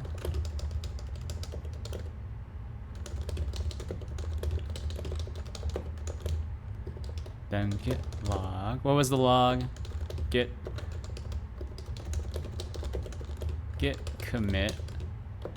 Finish adding initial blend shape UI. Advanced features like locking, blend shapes, replacing versus adding blend shapes are still missing.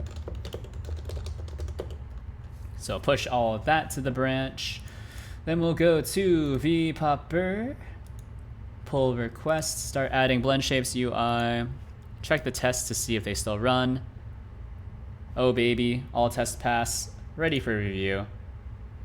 And then just send it, dude. Delete the branch. Feels pretty good. Oh, you know what? I forgot to... I forgot the last part. Forgot the last part. Which is to actually add a translation key for it. That's fine.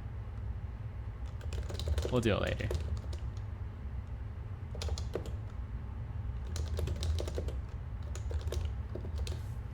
That's fine. Reload me. Yeah, so everything still loads in. That's fine. It's okay. Yeah, the default blend shapes is still scuffed, but it works, right? That's what more could you ask for? And it is hooked up to be poked at by the remote control server when necessary. Although I think the remote control server is a little broken right now. I'm not sure why, because none should actually blur out the start button. You should not be able to broadcast or try to start up a none remote control server, right? But anyways, thanks for tuning in. I'll be live tomorrow from 9 to 11 p.m. Eastern time working on this again. If you haven't given the channel a follow already, I highly encourage you to do so. I stream Sundays, Tuesdays, and Thursdays from 7 to 10 p.m. Eastern time, and on Wednesdays from 9 to 11 p.m. Eastern time. I have a GitHub here. There's a Discord here. There's all kinds of good stuff. Here is vpuppr. This is a link to what I've been working on. It's pretty open source, MIT license. Probably going to be changing it to Apache too, but I think I do need to get people's approval beforehand, maybe, before their code is redistributed, maybe. I think that's how MIT works. I still got to think about it. Although most of the code in there is mine anyways, so whatever. Man. Now to fight the OS for hotkeys, I got an idea for how to make that work. Although it is just going to be like a separate binary, right? So instead of like hooking into like a daemon or something, I'll just have, I'll recompile a keylogger essentially written in Rust. And so Godot will treat it kind of like how it treats OpenC face, right? And then that keylogger, all it will do is intercept your keys, and then the keylogger will broadcast it on a UDP port, which Godot vpuppr will intercept. I think that's my plan. Because otherwise, there's not a great cross-platform solution that I can find that doesn't include like a ton of like inspecting inspecting Windows headers or whatever. Password keylogger. Let's go. Yeah, exactly. That's why that's gonna have to be just a separate download. Because I mean, it literally is a keylogger, right? Even how OBS does it, I'm pretty sure it's more or less a keylogger. Anything that can detect hotkeys is a keylogger, right? Yeah. Thanks for tuning in. How many people are watching? I haven't actually had my stream monitor up. I've only had my OBS preview window up. There's 3 people. No people. Sorry. I will not be passing it on. But thanks for tuning in. Live tomorrow, 9 to 11 p.m. Eastern Time. And yeah. That's pretty much it. Right. Goodbye.